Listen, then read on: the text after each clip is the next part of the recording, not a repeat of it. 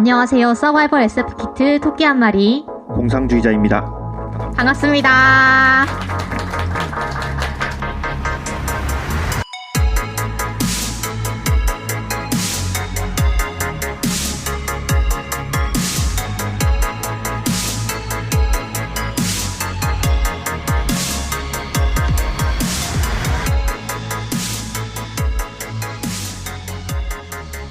저희가 팟캐스트를 할 때 항상 이렇게 시작을 하거든요. 그래서 시작을 해보았습니다. 저희 서바이벌 SF 키트 혹시 들어보신 분 계신가요? 아, 네. 생각보다 엄청 많으시네요. 너무 예상치 못한 반응입니다. 네, 너무 감사하고요. 저희가 그 SF, 게임이든 음악이, 영화든 책이든, 이런 여러 SF 컨텐츠를 다루는 팟캐스트, 서바이벌 SF 키트를 진행하고 있는 토끼 한 마리이고요. 공상주의자입니다. 네, 공산주의자가 아니라고, 네, 주의를 해달라고 하시네요. 그리고, 오늘 저희 북토크가 이제 2시간 일정으로 진행이 될 건데요. 1부는 김초엽 작가의 세계라는 좀 제너럴한 그런 내용으로 40분을 진행을 하고, 10분 동안 휴식을 한 뒤에, 네, 2부는, 우비 속의 세계. 해서 좀 더 작품에 대해서 심도 깊게 얘기해보는 시간을 40분 갖도록 하겠습니다. 그래서, 여러분 질문은 이제 30분 동안 이제 마음껏 하실 수가 있으니까 그때 해주셔도 되고 중간중간에도 질문하셔도 얼마든지 괜찮습니다. 그러면 오늘 이제 30분이 넘는 분들이 와주셨는데 애타게 이제 기다리고 계실 작가님을 소개하도록 하겠습니다. 김채엽 작가님을 큰 박수로 맞아주세요. 네, 작가님 너무 요즘 대인기를 구가하고 계시는 얼마 전에 이제 오늘의 작가상 수상자로도 선정이 되셨죠. 그런데 저희 사실 데뷔 초기에 저희 방송도 초기에 작가님이 나오신 적이 있습니다. 저희 방송이 지금 60 몇 화 정도 올라갔는데요. 5화에 이제 김초엽 작가님을 모시고 인터뷰를 하고 그 당시에 이제 상을 받으셨던 관내분실에 대해서 이야기를 나눠봤어요. 그래서 그때 저희가 이 김초엽 작가님이 앞으로 대작가님이 되셔서 우리 이 방송이 성지가 됐으면 좋겠다라고 생각을 했는데 일단 작가님이 유명해지셨어요. 근데 저희 방송은 좀 아직 인지도가 떨어지긴 하는데 제가 얼마 전에 인스타를 보니까 이제 해시태그를 검색을 해보니까 저희 방송을 김초엽 작가님 소개하면서 인용을 하신 분이 있더라고요. 그래서 좀 되게 보람이 느껴지고 그럼 김초엽 작가님 오늘 오신 소감 한마디 말씀해 주실 수 있을지. 제가 처음에 이 팟캐스트를 했을 때는 작가라고 하기 되게 애매한 상태였거든요. 제가 기억하기로 그때 아직 대학원생이었었는데, 그러니까 작가라기보다는 그냥 공모전에 당선된 대학원생 신분으로 여기 참석을 한 거였어요. 근데 그때는 이제 되게 가벼운 마음으로 했었죠. 왜냐면 어차피 아무도 안 들을 거 아니까. 근데 오늘 이제 이렇게 와주신 분도 많이 계시고 실제로 업로드가 되면 저는 홍보를 할지 잘 모르겠지만 어쨌든 듣는 분들이 있을 거라고 생각하니까 약간은 긴장도 되고 또 좀 즐거운 마음도 있고 그렇습니다. 제가 원래는 팟캐스트를 잘 안 하거든요. 이게 그 도서계, 출판계 팟캐스트가 굉장히 많아요. 저한테도 섭외를 많이 주셨는데 저는 팟캐스트는 안 한다고 북토크는 해도 이제 목소리만 녹음되는 건 좀 부담스러워서 이제 다 거절하고 있었는데 이제 그 친분을 무시할 수가 없다고 그래서 오늘 이렇게 오게 되었고 또 이제 포항에 계신 분들도 만나게 되어서 굉장히 반갑습니다. 네, 감사합니다. 그러면 방금도 말씀해 주셨듯이, 저희 이제 1부를 시작해도 될까요? 네. 1부를 저희 그 사전 질문을 많이들 보내주셨어요. 그런데 그 질문만 사실 답해도 2시간이 꽉 찰 것 같더라고요. 그래서 저희가 나름대로 카테고리에 분류를 해가지고 중간중간 섞어가면서 진행을 해볼까 합니다. 우선은 작가님이 그때는 아까 말씀하셨다시피 대학원생이셨는데 지금은 그때는 사실은 전업 작가를 할지 어떨지 고민 중이다라고 하셨어요. 그런데 지금은 전업 작가로 계신 거죠. 네. 그러면 전업 작가로 생활을 하시기가 어떤지 그리고 작가의 하루 일상은 어떻게 되는지 이런 것도 궁금하신 분들이 있었어요. 네. 아, 네, 알겠습니다. 이게 제 일상을 말씀드리기가 너무 민망한데 너무 게을러요, 제가. 이게 대단한 작가님들 인터뷰를 읽어보면 항상 이 새벽에 일찍 일어나서 뭐 정오까지 글을 쓰고 오후에 다른 일을 하신다 이렇게 말씀하시는데 저는 낮에 항상 글 써야 되는데 고민만 하다가 밤이 돼요. 그럼 이제 진짜 안 쓰면 안 되겠다라고 생각하면서 다시 자정이 됩니다. 약간 이런 하루를 매일 보내고 있어요. 대학원생 때보다는 확실히 좋은 것 같아요. 근데 이게 좀 함정이 있는 게 어떤 직업도 대학원생보다는 좋을 것 같아서 이게 비교할 대상이 좀 애매하긴 합니다. 어쨌든 작가라는 게 좀 불안정한 직업이기도 하고 앞으로 평생 글만 써야겠다 이런 것보다는 지금 당장은 이제 물 들어올 때도 적고 나중에 또 잘 안 풀리면 다른 일을 할 수도 있고 이 정도로 편하게 생각을 하고 있어요. 네. 네, 감사합니다. 저는 사실은, 저도 좀 그런 사람이라 그런지, 과학자를 꿈꾸시다가 이제 소설가로 트셨잖아요. 그래서 약간 가지 않은 길에 대해서 혹시 아쉬움은 없으신지? 이게 답을 뭐라고 드려야 될지 모르겠는데, 사실 연구를 하는 것도 재미가 있긴 했어요. 근데 제가 대학원에 들어갈 때부터 박사를 하겠다는 생각이 별로 없었거든요. 그냥 석사만 하고 이제 뭐 과학 전공을 살려서 다른 일을 해보거나 아니면 뭐 회사에 들어가서 일을 하거나 이렇게 생각을 하고 있었는데 딱 그 진로 고민을 하던 시기에 이제 공모전 당선이 된 거예요.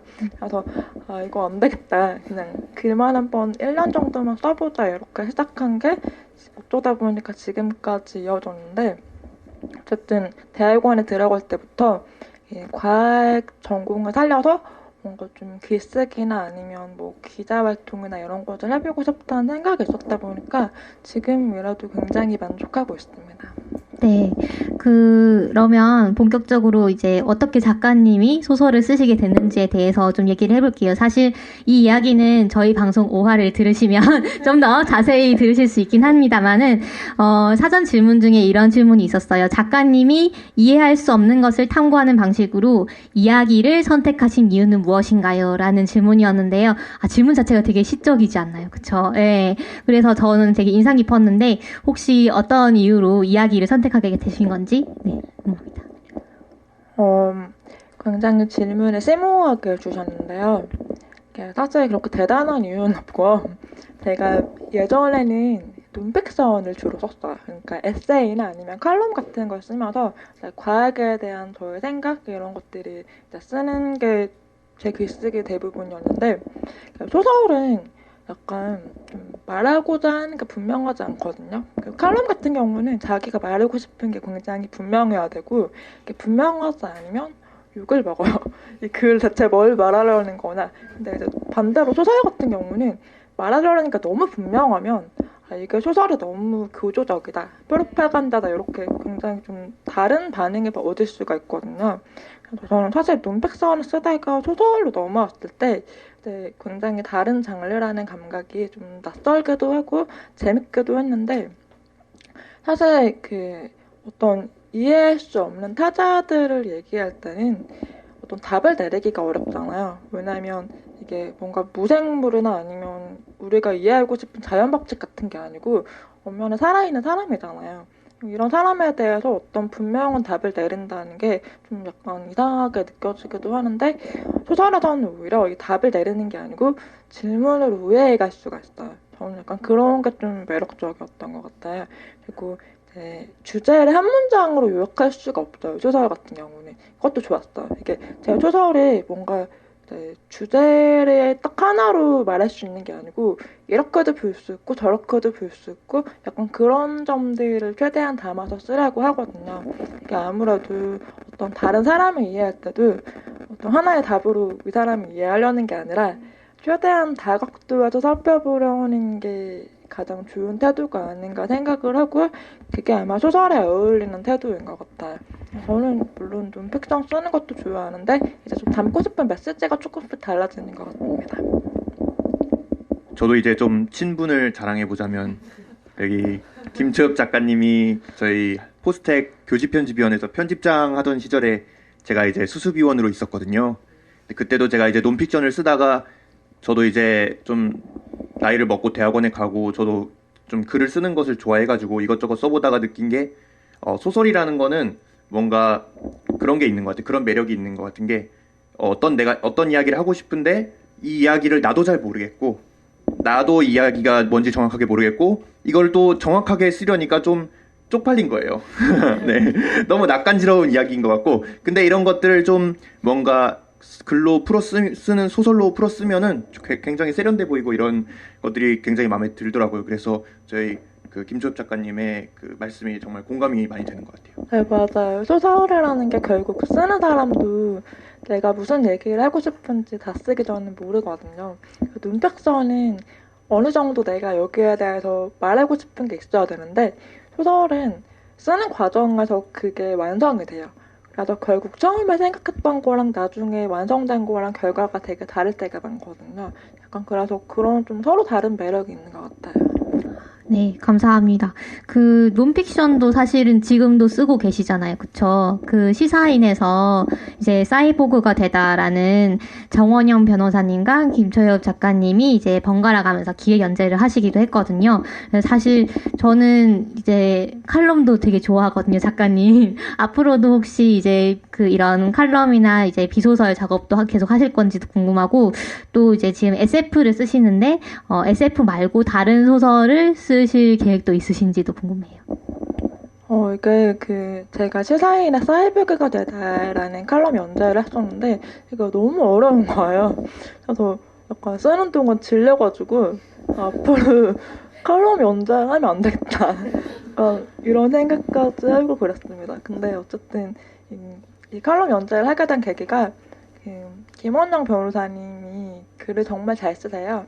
설격당한 자들을 위한 변론이라는 책이 작년에 굉장히 유명했던 책인데 여러분도 읽어보시면 좋을 것 같아요. 이게 장애인과 같은 우리가 흔히 약간 설격당한 사람이라고 생각하는 사람들이 어떻게 자신의 존엄을 주장할 수 있는가 이런 얘기를 하는 책인데 굉장히 매력적인 글이었거든요. 근데 그 작가님께서 저한테 장애와 과학기술에 대해서 한번 얘기를 해보자고 말씀하시는 거예요. 사실 그렇게 자신 있는 주제는 아니었거든요. 근데 생각해보니까 이 장애인이 과학기술에 대해서 글을 쓰는 걸 제가 본 적이 별로 없었어요. 그래서 한번 이런 글을 어딘가에 남겨보는 건 괜찮겠다라는 생각이 들어서 제가 시작을 했는데 어쩌다 보니까 이게 책도 내게 되고 그리고 얼마 전에는 무슨 시각무술 전시 막 이런 것까지 하게 되고 아주 일이 점점 커지고 있어.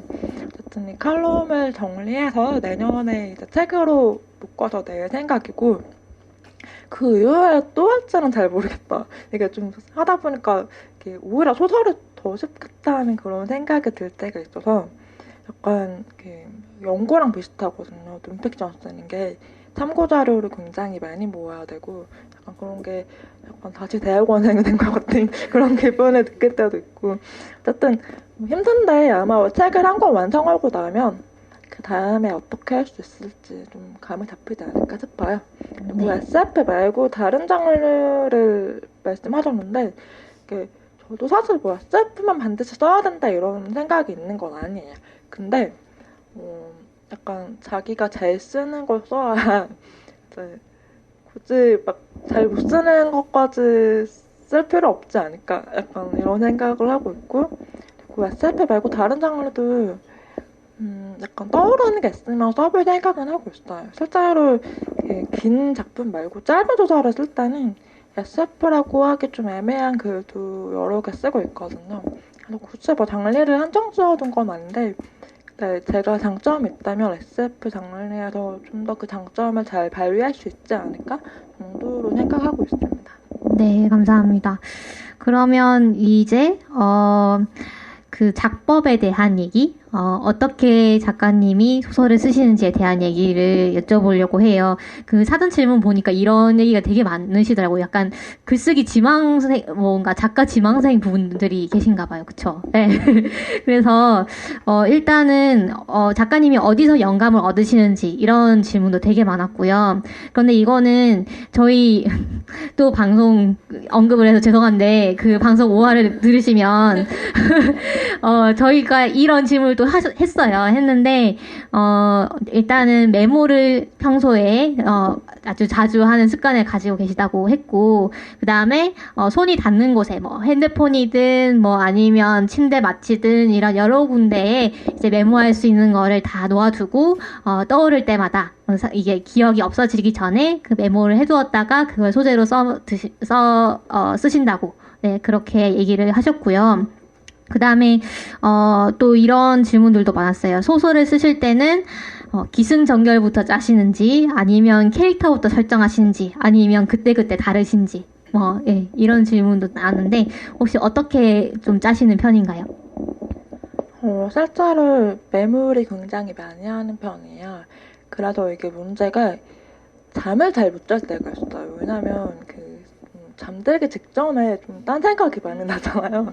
그때 이거 놓치면 안 되겠다 싶어서 이제 침대 옆에다가 노트를 항상 놓고 자는데 메모를 하다 보면 또 잠이 깨요. 그래서 약간 그렇게 잠을 못 이룰 때가 좀 있고, 지난 2년 정도 제가 작가 생활을 했었는데 그동안 쓴 메모랑 구상 노트들을 모아봤거든요. 그러니까 한 20권 정도 되더라고요. 근데 이게 또 다른 문제가, 이것이 과거의 메모를 정리를 해야 되는데 어떻게 해야 될지 모르겠다. 이거 너무 많아가지고. 아무튼 메모를 한 거 전부 소설이 되는 건 아니지만 뭔가 독창적인 아이디어가 떠올랐을 때 메모를 하지 않으면 분명히 잊혀지기 뻔하기 때문에 무조건 메모를 하는 편입니다. 소설을 쓸 때 두 번째 질문이 뭐였죠? 기승전결을 정해두시고 쓰시는지, 아니면 캐릭터부터 설정하시는지. 이게 저도 어떤 프로토콜을 쓰면 좋겠다. 너무 정해진 게 없어서 좀 다른데, 소설에 되게 여러 가지 요소들이 있잖아요. 그러니까 우리가 흔히 이 아이디어가 있으면 소설을 쓸 수 있다라고 하는 건 좀 허상에 가까운 게, 소설에는 인물이 있어야 되고, 갈등이 있어야 되고, 어떤 배경이 있어야 되는데, 아이디어라고 하는 것은 보통 여러 가지 요소들 중에서 하나 정도밖에 결정을 못 하거든요. 그래서 결국은 다른 요소들까지 있어야 소설이 완성할 수가 있어요. 그래서 아이디어만 있다고 해서 소설이 되는 경우는 잘 없고, 예를 들면 제가 한 몇 년 전에 초미각자에 대한 기사를 읽었어요. 그러니까 남들에 비해서 미각이 굉장히 뛰어난 사람에 대한 그런 과학 기사였는데, 이거 보고 되게 재밌겠다 싶어서 메모를 해놨어요. 근데 얘를 어떻게 소설로 써야 될지 모르겠는 거예요. 저는 한동안 거의 잊고 있다가 한 달 전쯤? 2달 전쯤에 이 초미각자가 나오는 이야기를 썼습니다. 결국은 이 초미각자 외계인이 나오는 이야기였고, 지구에 살고 있는 요리를 못하는 사람들이 사실은 외계에서 온 존재가 아닐까. 우리와 좀 입맛이 다른 존재들이 아닐까. 약간 이런 아이디어로 글을 썼는데, 어쨌든 이 초미각자라는 아이디어가 소설이 되기까지는 거의 2년이 넘게 걸렸죠. 이런 식으로 메모가 다 소설이 되리라는 희망은 없고, 약간 로또를 사는 심정으로 네, 아이디어를 수습을 합니다. 네, 작가님 이게 약간 잡음이 나는 것 같아서. 그런가요? 네, 마이크를 좀 바꿔가지고 네, 진행을 하도록 하겠습니다. 네, 그 다음에 작가님 소설에서 반전이 좋았다. 그래서 이제 반전을 어떻게 쓰시는지 이런 걸 물어보시는 분도 있었어요. 저는 사실 이제 작가님 소설에서 반전이 그렇게 많은가 싶긴 했는데, 그런 건 있는 것 같아요. 약간 우리가 가지고 있는 고정관념이나 선입견, 이런 것들을 뒤트는 그런 전개가 많은 것 같거든요. 예를 들면 저조차도 사실은 소설 주인공이 성별이 정해져 있지 않으면 남자겠거니야 하고 읽는 경우가 많은 것 같아요. 그런데 김주엽 작가님 소설은 사실 보면은 이제 약간 퍼센트로 보면은 여성이 주인공인 경우가 많은 것 같아요. 그래서 혹시 그 작품 또 다른 이제 사전 질문 중에 여성 캐릭터가 많은 이유가 있는가라는 얘기도 있어가지고 혹시 여성을 많이 등장시키시는 이유가 있는지 궁금합니다. 이게 아주 특별한 의도가 있는 건 아닙니다. 그냥 이게 제가 어느 순간 생각해 보니까 모험하는 이야기에는 남자 주인공이 굉장히 많더라고요. 그래서 어릴 때도 저는 그런 이야기를 좋아했는데 제가 생각해 보면 항상 주인공이 남자고 약간 그 소년 만화 같은 걸 한번 생각해 보세요. 주인공이 남자고 이 주인공을 도와주는 예쁜 여자애가 있어. 그래서 이제 조력자 역할로 등장하는데 보통 그 어린 아이들이 좀 자기 성별에 맞는 캐릭터에 좀 이입을 하잖아요. 그래서 어릴 때 뭔가 이렇게 상상을 해보면 주인공이 아니고 항상 조력자의 위치로 이입을 하게 되는 거예요. 약간 그런 거를 저조차도 잘 못 느끼고 있다가 좀 최근에 그 페미니즘이 딱 부상되면서 여성 서사에 대한 이야기가 많이 나왔어요.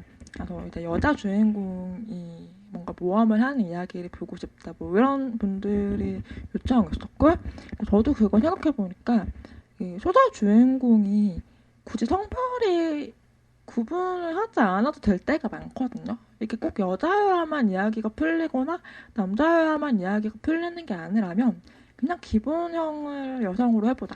그러니까 뭔가 대단한 의도가 있는 건 아니었어요. 그냥 그렇게 쓰다 보니까 생각보다 이 성별이 중요한 캐릭터가 그렇게 많지 않아요.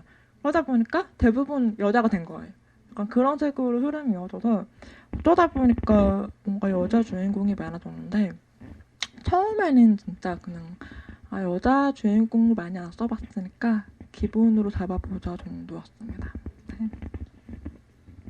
네, 저는 이 여자 주인공이 나오는 소설을 읽을 때 보면 좀 그런 아까 말씀드린 것처럼 나의 고정관념이 되게 생각보다 강했구나 뭐 이런 거를 깨닫는 경우도 있고 그 다음에 여성 주인공도 이런 뭐 우리가 보통 남성 캐릭터가 가질 것 같은 그런 특질 같은 거를 충분히 가질 수 있구나 이렇게 깨닫는 경우도 많았던 것 같아요. 그래서 저는 되게 이런 부분이 사실은 이제 여성이든 남성이든 상관이 없는 거긴 한데 어쩌면 이제 그 작가님 작품에 좀 더 신선함을 불어넣는 하나의 요소가 아닌가라는 생각도 듭니다. 그 다음에는 이제 SF니까 사실은 과학적 요소가 이제 작품들에 다 담겨 있잖아요. 그래서 지난번에 제가 다른 곳에서 김초엽 작가님 강연을 들을 기회가 있었는데 그럴 때 이제 SF 속에는 사실은 과학적인 부분을 넣지만 실제 과학을 넣는 건 아니거든요. 그러니까 실제 과학을 넣을 때도 있지만 좀 가상의 과학을 어떤 과학적으로 보이도록 작가가 꾸며가지고 이제 도입을 하는 경우도 되게 많은데 근데 이런 것들을 진짜라고 믿으시는 경우가 많아가지고 놀랐다라는 얘기를 하셨어요. 그래서 좀 주의해야 될 것 같다라고 얘기를 하셨는데 그래서 저는 이제 그 얘기를 들으면서 느꼈던 게 그러면 SF에서 과학적 엄밀성이라는 거는 어느 정도여야 할까? 아니면은 또 어떤 부분을 중점적으로 고려를 해가지고 도입을 해야 될까 이런 생각이 들었거든요. 혹시 작가님 생각하신 부분이 있다면 들려주시면 감사하겠습니다. 제가 생각하기에는 SF 과학이 현실의 과학이랑 비슷할 필요는 없고 대신에 이 현실의 과학이 갖는 어떤 논리적인 것은 좀 가져가야 될 것 같아요. 예를 들면 시간 여행이 불가능하잖아요. 현실에서는 시간 여행이 불가능한데 만약에 이 SF를 쓸 때 시간 여행이 가능한 세계관으로 설정을 했으면 그 이후의 논리적 정합성이 맞아야 되거든요. 그래서 약간 가상의 과학이라는 게 그런 개념이에요. 사실 현실의 과학만 가지고 글을 쓰려면 굉장히 재미가 없어져요. 그리고 하드 SF라고 부르시는 것도 사실 처음에만 좀 이 현실의 과학을 많이 가져오는 거지 중간에 막 스토리가 전개되면서 결국 현실의 과학과 굉장히 멀어지는 경우가 많이 있거든요. 그래서 결국 중요한 건 이 현실의 과학에 얼마나 부합하느냐가 아니고 자기가 어떤 가상의 과학을 쓰기로 마음 먹었으면 이 논리에서 너무 멀어지면 안 된다라는 게 제가 세운 원칙이고요. 사실 이런 거 신경 안 쓰시는 작가님들도 많이 계세요. 그래서 SF 안에서도 이 과학적 엄밀성을 중요하게 따지는 그런 흐름이 있고 별로 중요하지 않다. 그냥 판타지랑 별로 구분하기 어려운 그런 흐름도 있어요. 그래서 과학을 좋아하시는 분들은 아무래도 약간 하드 SF를 선호하시는 것 같은데 굉장히 다양한 갈래가 있어서 그냥 작가의 취향이라고 할까요? 작가의 태도의 차이인 것 같습니다. 네. 작가님은 어떤 노선을 취하고 계신지. 저도 맨 처음에 쓰기 시작할 때는 왠지 막 이과를 전공했으니까 막 과학을 좀 따져야 될 것 같고 약간 그런 생각이 들었었는데 근데 사실 이 제가 데뷔하게 된 그 우리가 빛의 속도로 갈 수 없다면 작품조차도 사실 현실의 과학이 아니고 이 SF에 쌓여있는 레퍼런스를 활용한 과학이거든요. 그러니까 초과적 여행이라는 게 그렇잖아요. 우리가 빛의 속도로 갈 수 없다는 어떤 상대성 이론에 의한 이런 가정이 있는데 이것을 벗어나기 위해서 SF 작가들과 물리학자들이 고안한 어떤 오해로 같은 거예요. 실제로 현실에서 가능할지도 모르고 현실에서 이게 가능하리라고 전망하는 사람이 그렇게 많지도 않아요. 근데 이제 이걸 쓸 수 있으면 픽션적으로 재밌으니까 이런 도구들이 만들어낸 거거든요. 그래서 저는 약간 그런 레퍼런스들을 가지고 이 장르의 규칙에 어긋나지 않는 게 중요하지 현실의 과학에 꼭 맞아야 될 필요는 없다 정도로 생각하고 있어요. 네, 감사합니다. 그러게요. 그 SF, 사실 저희가 방송에서 SF 다룰 때도 약간 재미삼아, 아, 이거는 과학적으로 고증오류가 있는 것 같다. 뭐 이런 식으로 얘기를 하기도 하는데, 사실 뭐 SF에서 꼭 그렇게 뭔가 진짜 과학이랑 엄밀하게 맞는 거를 이렇게 다룰 필요는 없긴 하거든요. 근데 또, 아까 말씀하셨다시피 이제 작가의 성향과 그 다음에 어떤 의도가 있는지 이런 거에 따라 다른 것 같아요. 예를 들면 우주 SF 같은 경우에는 우주의 뭐 예를 들면 우주 비행사의 모습이라던가 그 활동이라던가 이런 걸 다룰 때는 최대한 실제에 가깝게 묘사를 하는 게 훨씬 이제 관객에게 임팩트가 있게 다가오거든요. 그래서 그런 부분도 의도에 따라서 달라지는 것 같습니다. 그리고 그러면 SF 얘기를 한 김에 SF 얘기를 좀 더 해보면 좋을 것 같아요. 작가님이 원래 SF 좋아하시죠? 네, 그렇습니다. 네. 아, 뭔가 강요하는 느낌이 드는데, 좋아하시나요? 네. 뭐라고 네, 좋아하시는 걸로 알고 있는데요. 네. 네. 일에 하다 보니까 그렇죠. 네. 아, 하긴 그래요. 이게 일이 되다 보면, 저희도 좀 그런 거 느끼거든요.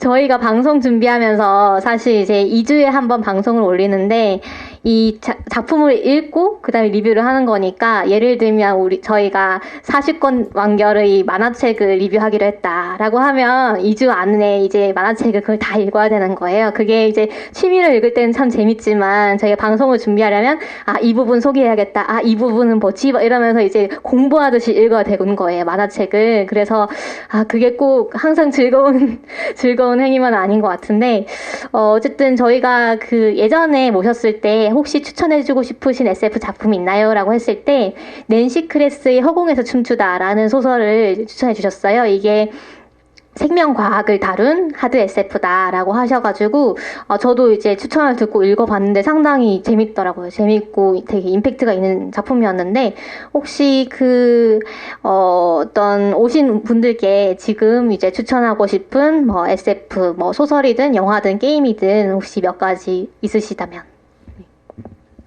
저도 약간 말씀하신 그런 게 있어서 좋은 작품을 보면 내가 이런 거 써야 되는데 약간 이런 생각 때문에 좀 집중을 못하고 있어요.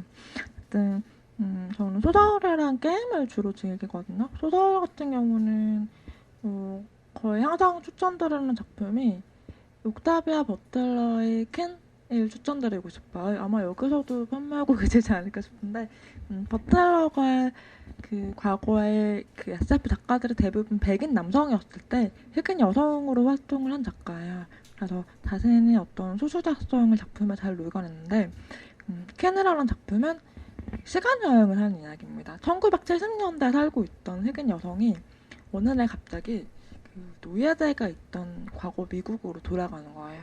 그래서 이 노예제가 있던 과거에서는 흑인 여성이 자유로운 사람일 거라는 상상을 할 수가 없으니까 당연히 이 여자가 어디서 도망친 노예다 이렇게 생각을 하고 굉장히 험난한 사건들이 펼쳐지는데 사실 SF적인 설정이라고 한다면 시간 여행밖에 없어요. 사실 그냥 과거로 돌아간 흑인 여자가 어떻게 이 난관을 헤쳐나가는가 이런 이야기인데 이런 이야기를 읽고 있으면 우리가 너무 이 SF란 장르를 협소하게 정해봤구나 이런 생각도 들더라고요. 이게 굉장히 다양한 이야기들이 SF로 표출될 수 있는 것인데 항상 뭔가 우주가 나오고 막 전쟁이 나오는 이야기만 SF로 생각해왔던 건 아닌가 이런 생각이 들어요. 저는 한편 우주랑 전쟁이 나오는 이야기도 좋아합니다. 네. 그래서 게임에서는 주로 그런 게 많은 것 같아요. 제가 최근에 재밌게 했던 게임은 아우터 월드라고 해서 스페이스 오페라 게임인데 저는 이 게임을 좋았던 게 그냥 스토리만 봐서는 약간 흔한 스페이스 오페라라고 할 수 있을 것 같아요. 우주 행성들 막 넘나들면서 싸우고 막 이런 게임인데 네, 약간 흥미로웠던 게 최근에 어떤 여성 인물들에 대한 트렌드를 잘 반영해서 뭔가 이게 좀 스페이스 오페라의 주인공들이 대부분 남자고 막 군인이 나오면 다 남자고 이렇거든요. 근데 아우터 월드는 그런 게 없고 굉장히 자연스럽게 리더의 위치에 여성 캐릭터들이 많이 있더라고요. 읽으면서 굉장히 세심한 것까지 신경을 많이 썼구나 싶었어요. 그리고 호라이즌 제로던이라는 게임도 굉장히 재밌게 했었는데 이거는 약간 추천드리기 좀 죄송한 게 플레이스테이션에 있어야 돼요. 그래서 약간 접근성이 조금 떨어집니다. 근데 포스트 아포칼립스 게임으로서 저는 이 게임 스토리가 굉장히 훌륭하다고 생각을 하기 때문에 만약 하실 수 있으면 한번 해보시면 좋을 것 같아요. 네, 감사합니다. 옥타비아 버틀러 작품을 추천해 주셨는데, 사실 저희 방송에서도 다룬 적이 있거든요. 바로 62화에서, 옥타비아 버틀러 특집으로 다뤘었는데, 저는 이제 킨도 좋았지만, 블러드 차일드라는 단편집이 참 좋았어요. 그래서 그 작품과 또, 우리나라의 유진목 시인이, 지은 디스 옥타비아라는 책이 있습니다. 이 책도 상당히 책 자체가 정말 소장 가치가 있게 생겼어요. 이제 유진목 시인과 이제 그래픽 디자이너 분이 함께 작업을 하셔가지고 거의 시적인 소설 반, 그 다음에 일러스트 반, 이렇게 해가지고, SF 소설입니다. 그것도. SF 소설로 보실 수가 있고, 상당히 짧으면서도 임팩트가 있는 소설이거든요. 그래서, 저희 방송 풀 버전도 있고, 최근엔 저희가 유튜브에서 하이라이트 버전도 올라오고 있으니까요. 한번 들어보시는 것도 좋을 것 같고, 작품도 정말 추천드립니다. 그리고, 이거는 사실 개인적으로 궁금한 부분인데요. 여러분들은 SF를 좋아하시나요? SF 좋아하시는 분? 네, 좋아하시니까 오셨을 수도 있겠지만, 네, SF라는 장르가 저희는 대중적이라고 믿고 방송을 시작했는데, 이 구독자가 잘 안 느는 걸로 봐서 상당히 대중적이지 못한 장르구나라는 거를 좀 느끼고 있거든요. 그리고 제가 이제 방송뿐만 아니라 또 어떤 일이 있었냐면, 달팽이 책방에서 있었던 일이에요. 제가 여기서 그냥 차를 마시고 있는데 뒤쪽에서 어떤 손님이 달팽이님 사장님한테 책 좀 추천해 주세요라고 하시더라고요. 그래서 이제 사장님이 몇 권 이렇게 추천해 주시면서 혹시 SF는 어떠세요라고 하니까 이제 그분이 SF는 좀 하시는 거예요. 참고로 그분 남자분이셨는데, 그래서, SF는 좀 할 정도로 그렇게 좀 거부감을 느끼시는 분들도 꽤 계시는구나라는 생각이 들었어요. 그래서 왜 그럴까라는 생각을 했거든요. 사실, 제일 쉽게 떠올릴 수 있는 거는 아마 과학적인 내용들이 들어가니까 좀 어렵게 느끼시는가라고 이제 생각을 했는데, 작가님은 어떻게 생각하세요? SF가 좀 대중적이지 않은 장르라고 생각하시는지, 그리고 그걸 좀 우리가 타파하려면 어떻게 해야 할지, 그런. 예를 들면, 이제, 두 가지 방법이 있겠죠. 대중들에게 SF를 좀 더 많이 알리거나, 그런 식으로 이제 우리가 이제 접근하는 방법이 있겠고, 또 여러분들이 어떤 SF에 대한 선입견 같은 거를 좀 낮추시는 방법도 있을 거고, 네, 여러 가지 방법이 있을 텐데요. 작가님도 이제 SF 책을 이제 내신 입장에서 이런 고민을 좀 있으셨을 것 같아요. 저 방금 얘기를 들으면서 좀 떠오른 게, 제가 이공계 대학 다닐 때도 이런 말을 굉장히 많이 들었어요. 대중이 과학을 어렵게 여기니까 과학을 어떻게 하면 알릴 수 있을까 막 이런 얘기를 하고 그랬었는데, 저는 사실 SF는 실제로 조금 어려운 장르가 맞다고 생각을 해요. 좀 진입장벽이 있는 것 같아요. 왜냐하면 이 현실이 아니고 다른 세계를 상상을 해야 되니까 처음부터 좀 굉장히 집중력을 요구하기도 하고, 처음에 좀 읽는 방법이 좀 달라요. 이게 현실과 맞닿아 있는 소설들은 우리가 이 얘기들 다 아는 개념이잖아요. 근데 SF에서는 새로운 개념이 계속 등장하고, 그리고 이 장르 특성상 이 개념에 대해서 막 일부러 설명을 하지 않아요. 그냥 이런 개념이 있고 알아서 따라와라 이런 식으로 작가들이 좀 쓰는 경향이 있어서, 그러니까 처음에 읽으시는 분들은 막 모르는 단어가 하나씩 나올 때마다 어떻게 해야 되나 막 이렇게 당황하시는 것 같은데, 저는 그냥 모르는 단어를 넘기면서 읽으라고 보통 말씀을 드려요. 그러니까 SF에 익숙한 독자들은 사실 다 이해하면서 읽는 게 아니고, 모르지만 내가 언젠가 이해하게 되겠지라는 희망을 가지고 읽는 거예요. 약간 그런 차이가 있는 것 같아요. 그리고 또 한 가지 문제는, SF를 좋아하는 어떤 팬덤분들이 약간 좀 자부심이 있어. 약간 진입장벽이 있는 장르다 보니까, 우리는 이렇게 좀 약간 어려운 장르의 어떤 즐거움을 알고 있다. 약간 이런 좀 뭉치는 경향이나 자부심이 있는데, 그러다 보니까 처음 읽으려는 분들한테 너무 어려운 작품을 추천을 하더라고요. 약간 좀 제가 보기에 이거 너무 좀 고전적이고 좀 현대 독자들한테 인기가 없을 것 같은데 같은 작품들을 많이 추천을 하시거든요. 그래서 사실 읽어보면 재미가 있을 수도 있어요. 약간 그 현대문학에서 고전이라고 부르는 것들처럼 고전도 사실 좀 어려운 작품들이 많이 있잖아요. 근데 이런 것들을 추천해드리기보다는 좀 약간 한국 작가들 작품으로 시작해보시면, 한국 작가들 작품이 좀 그런 좀 너무 어렵거나 이런 스타일이 별로 없고 좀 입문하기 쉬운 그런 스타일로 많이 글을 쓰시거든요. 약간 그런 글들을 먼저 읽어보면 좋지 않을까 싶습니다. 분명히 이 어려운 장벽을 넘어서야 이 즐거움을 느낄 수 있는 작품들이 많이 있기도 한데, 이제 그런 작품들을 처음부터 접할 필요는 없는 것 같아요. 특히 이 어슬라 르긴 이런 분들이 추천을 많이 하시는데, 저는 좀 르긴도 좀 어렵다고 생각을 하거든요. 사실 그 어슬라 르긴을 막 입문하시는 분들에게 추천하기에는 좀 너무 낯선 개념들이 처음부터 많이 쏟아져 나오지 않나 싶고, 그런 분들보다는 좀 최근 작가님들, 현대적인 작가님들의 작품 먼저 읽어보시면 어떨까 싶습니다. 저는 제 생각에는 이제 김초엽 작가님 책이 이문학에 정말 좋지 않을까 이런 생각이 드는데요. 왜냐면은 그 저희 옛날 방송에서도 했던 얘기지만 어려운 개념을 정말 쉽게 풀어 쓴다라고 이제 김초엽 작가님을 이제 칭찬하시는 분들이 많았더라고요. 그리고 또 제가 뭘 얘기하려고 그랬는데 까먹었네요. 잠시만요. 맞아요. 그 SF를 원래 싫어하셨던 분들이 이제 김초엽 작가님의 책을 읽고 나서 제가 평가를 많이 봤는데, 이 인스타 같은 데서 이제 평가를 봤는데, 나는 원래 SF를 싫어했는데 이렇게 재밌는 건 줄 몰랐다, 이렇게 평가를 하시는 분들이 있더라고요. 그래서 저는 김초엽 작가님 책을 이제 필두로 해가지고 SF를 팬덤이 많아질 수 있지 않을까 이런 생각을 좀 해봅니다. 네, 정말 그러네요. 저도 동감하고요. 사실 아까 김초엽 작가님 말씀하신 부분이 SF 작품들이 모두 보면은 각자의 세계관을 구축을 하잖아요. 세계관을 구축하고 이 새로운 세계관을 독자에게 소개를 하는데, 사실 이게 판타지 장르도 마찬가지잖아요. 그런데 우리 예를 들면 해리포터라든가 나니아 연대기 이런 거는 이제 상당히 많은 분들이 좋아하신단 말이에요.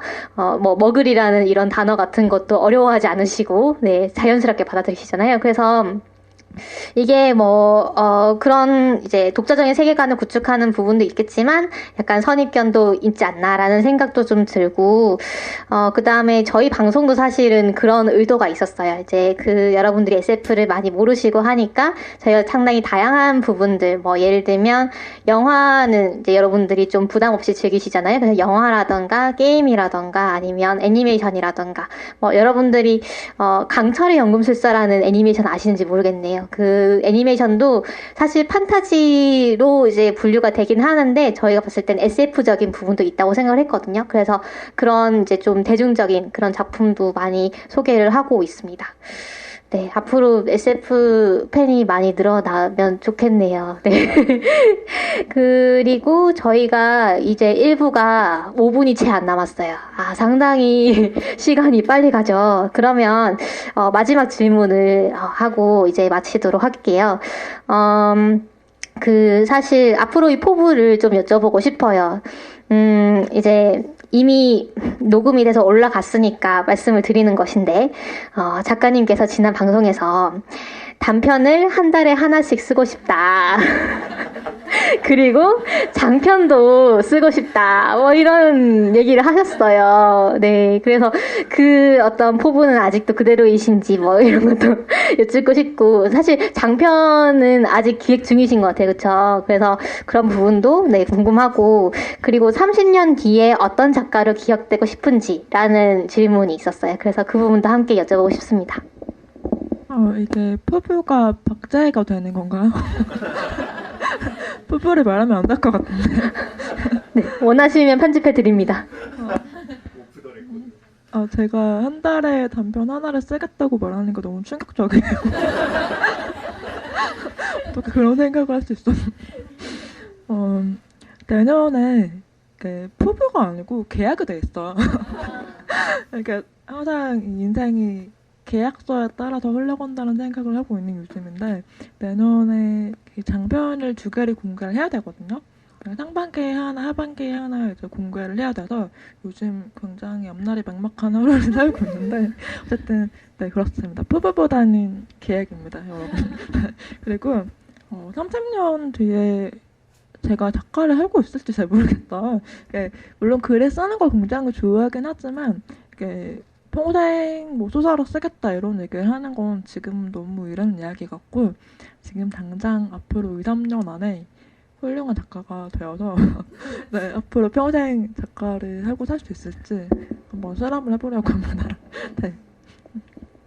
알겠습니다. 네, 계속 작가를 하시면 좋겠어요. 그쵸? 네, 더 많은 글을 보고 싶은데요. 저희 그러면 이제 시간이 거의 다 됐으니까, 마치기 전에 저희가 사실은 오늘, 이렇게 여러분들을 초대를 해서 이런 행사를 열 수 있게 된 게 저희가 그 창의재단에서 과제를 하나 땄어요. 그래가지고 이제, 할 수 있게 됐는데, 그래서 제가 이 멘트를 해야 돼가지고 한마디 하고 휴식을 갖도록 하겠습니다. 이 프로그램은 과학기술진흥기금, 과학기술정보통신부 및 복권기금 기획재정부의 재원으로 한국과학창의재단의 지원을 받아서 제작되었습니다. 감사합니다. 그러면 여러분 10분 동안 휴식하시고 2부로 찾아오겠습니다.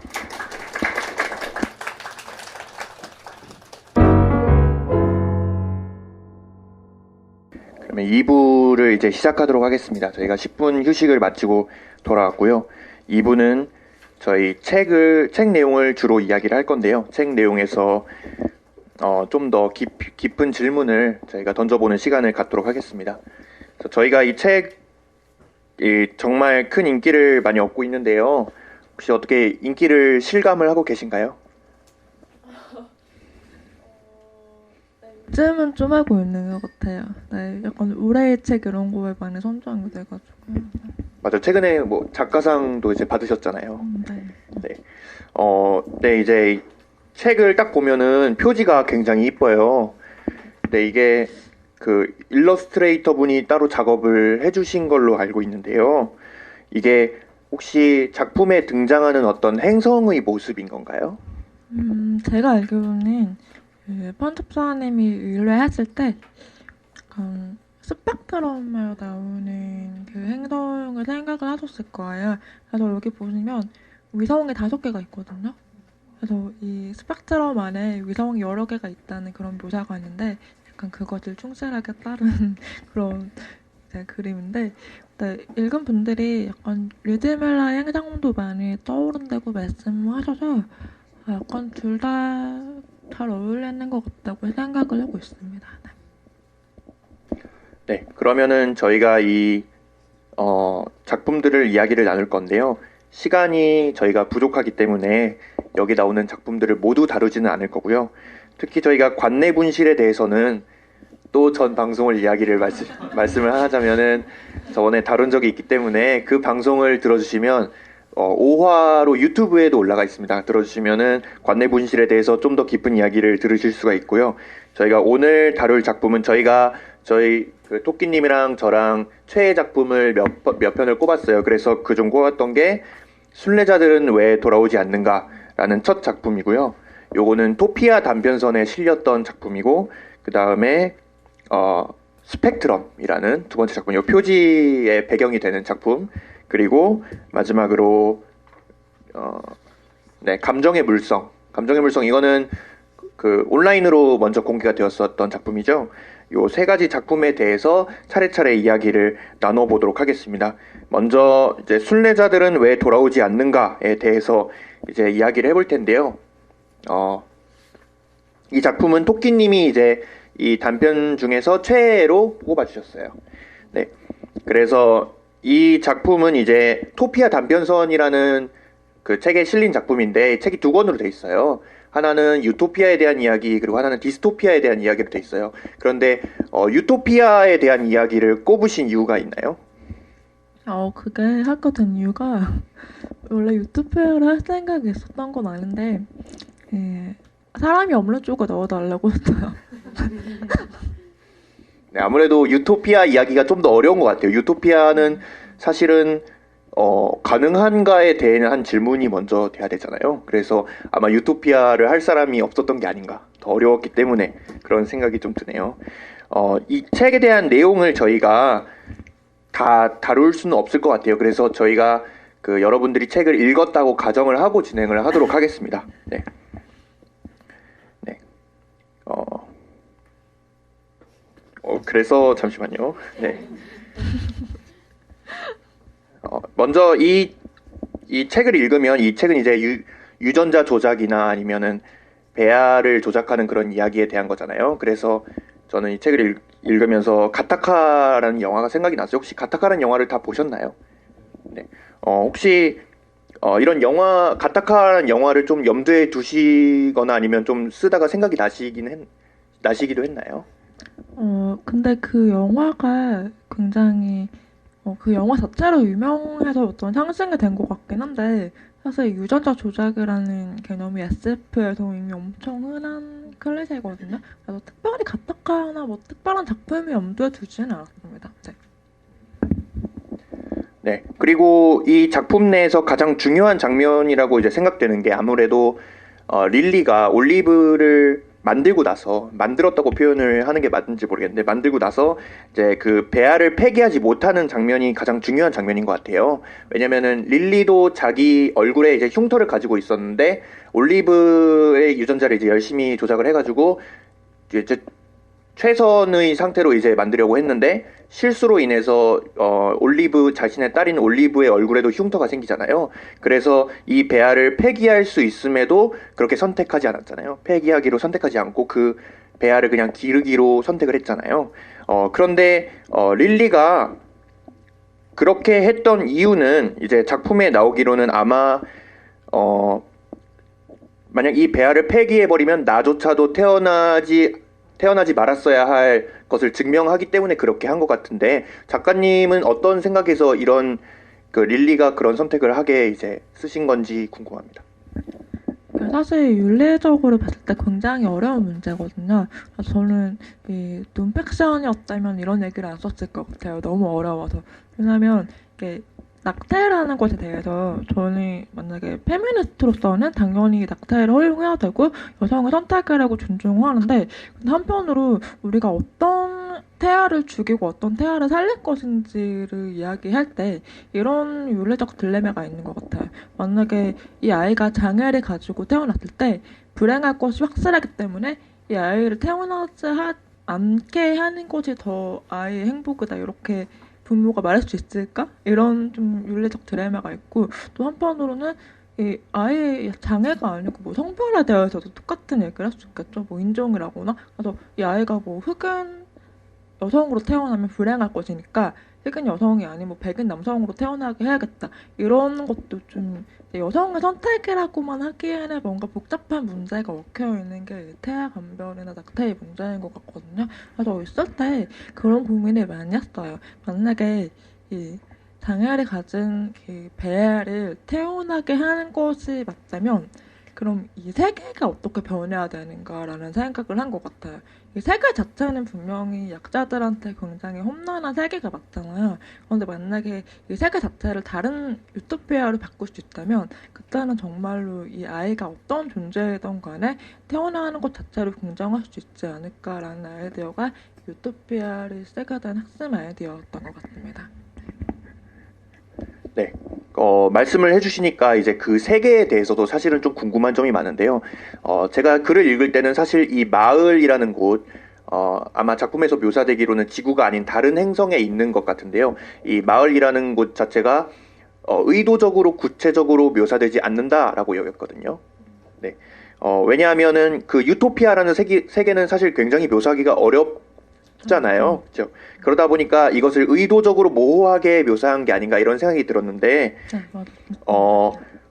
혹시 그렇다면은 마을이라는 것을 이제 묘사를 할 때 적어도 어떤 거는 좀 염두에 두었다. 이게 혹시 정확하게 이게 진짜 유토피아라고 생각하시는지도 좀 궁금하고요. 그리고 어느 정도 수준으로 좀 구체적으로 염두에 두었는지 같은 것도 좀 궁금하거든요. 약간 레퍼런스가 있느냐 이런 질문도 들리는데요. 사실 저는 거기 마일을 정말로 유토피아라고 생각하면서 썼어요. 그래서 독자분들 반응 중에 조금 의외였던 게, 사랑이 없으면 유토피아가 아닐 것이다, 이렇게 말씀하시는 분들이 많이 계셨는데, 근데 저는 그 성가적인 사랑이 없어도 유토피아가 될 수 있다고 생각을 하며 썼거든요. 근데 이제 다만 저도 그 유토피아의 모습을 굉장히 구체적으로 생각하지 못한 건 맞아요. 왜냐하면 이 유토피아를 구체적으로 서술할수록 반드시 여기서 디스토피아적인 어떤 측면들이 발견이 될 것이기 때문에 약간 쓰면서 이게 유토피아 소설이 흥하지 않은 이유가 있구나라는 걸 좀 많이 절실하게 느꼈었고요. 그 밖에 유토피아라고 생각한 게 맞고, 거기서 가장 중요하게 생각한 건 이 사람들이 다른 사람이 고통을 외면하지 않는다는 것, 이것을 가장 핵심적인 요소로 두고 썼습니다.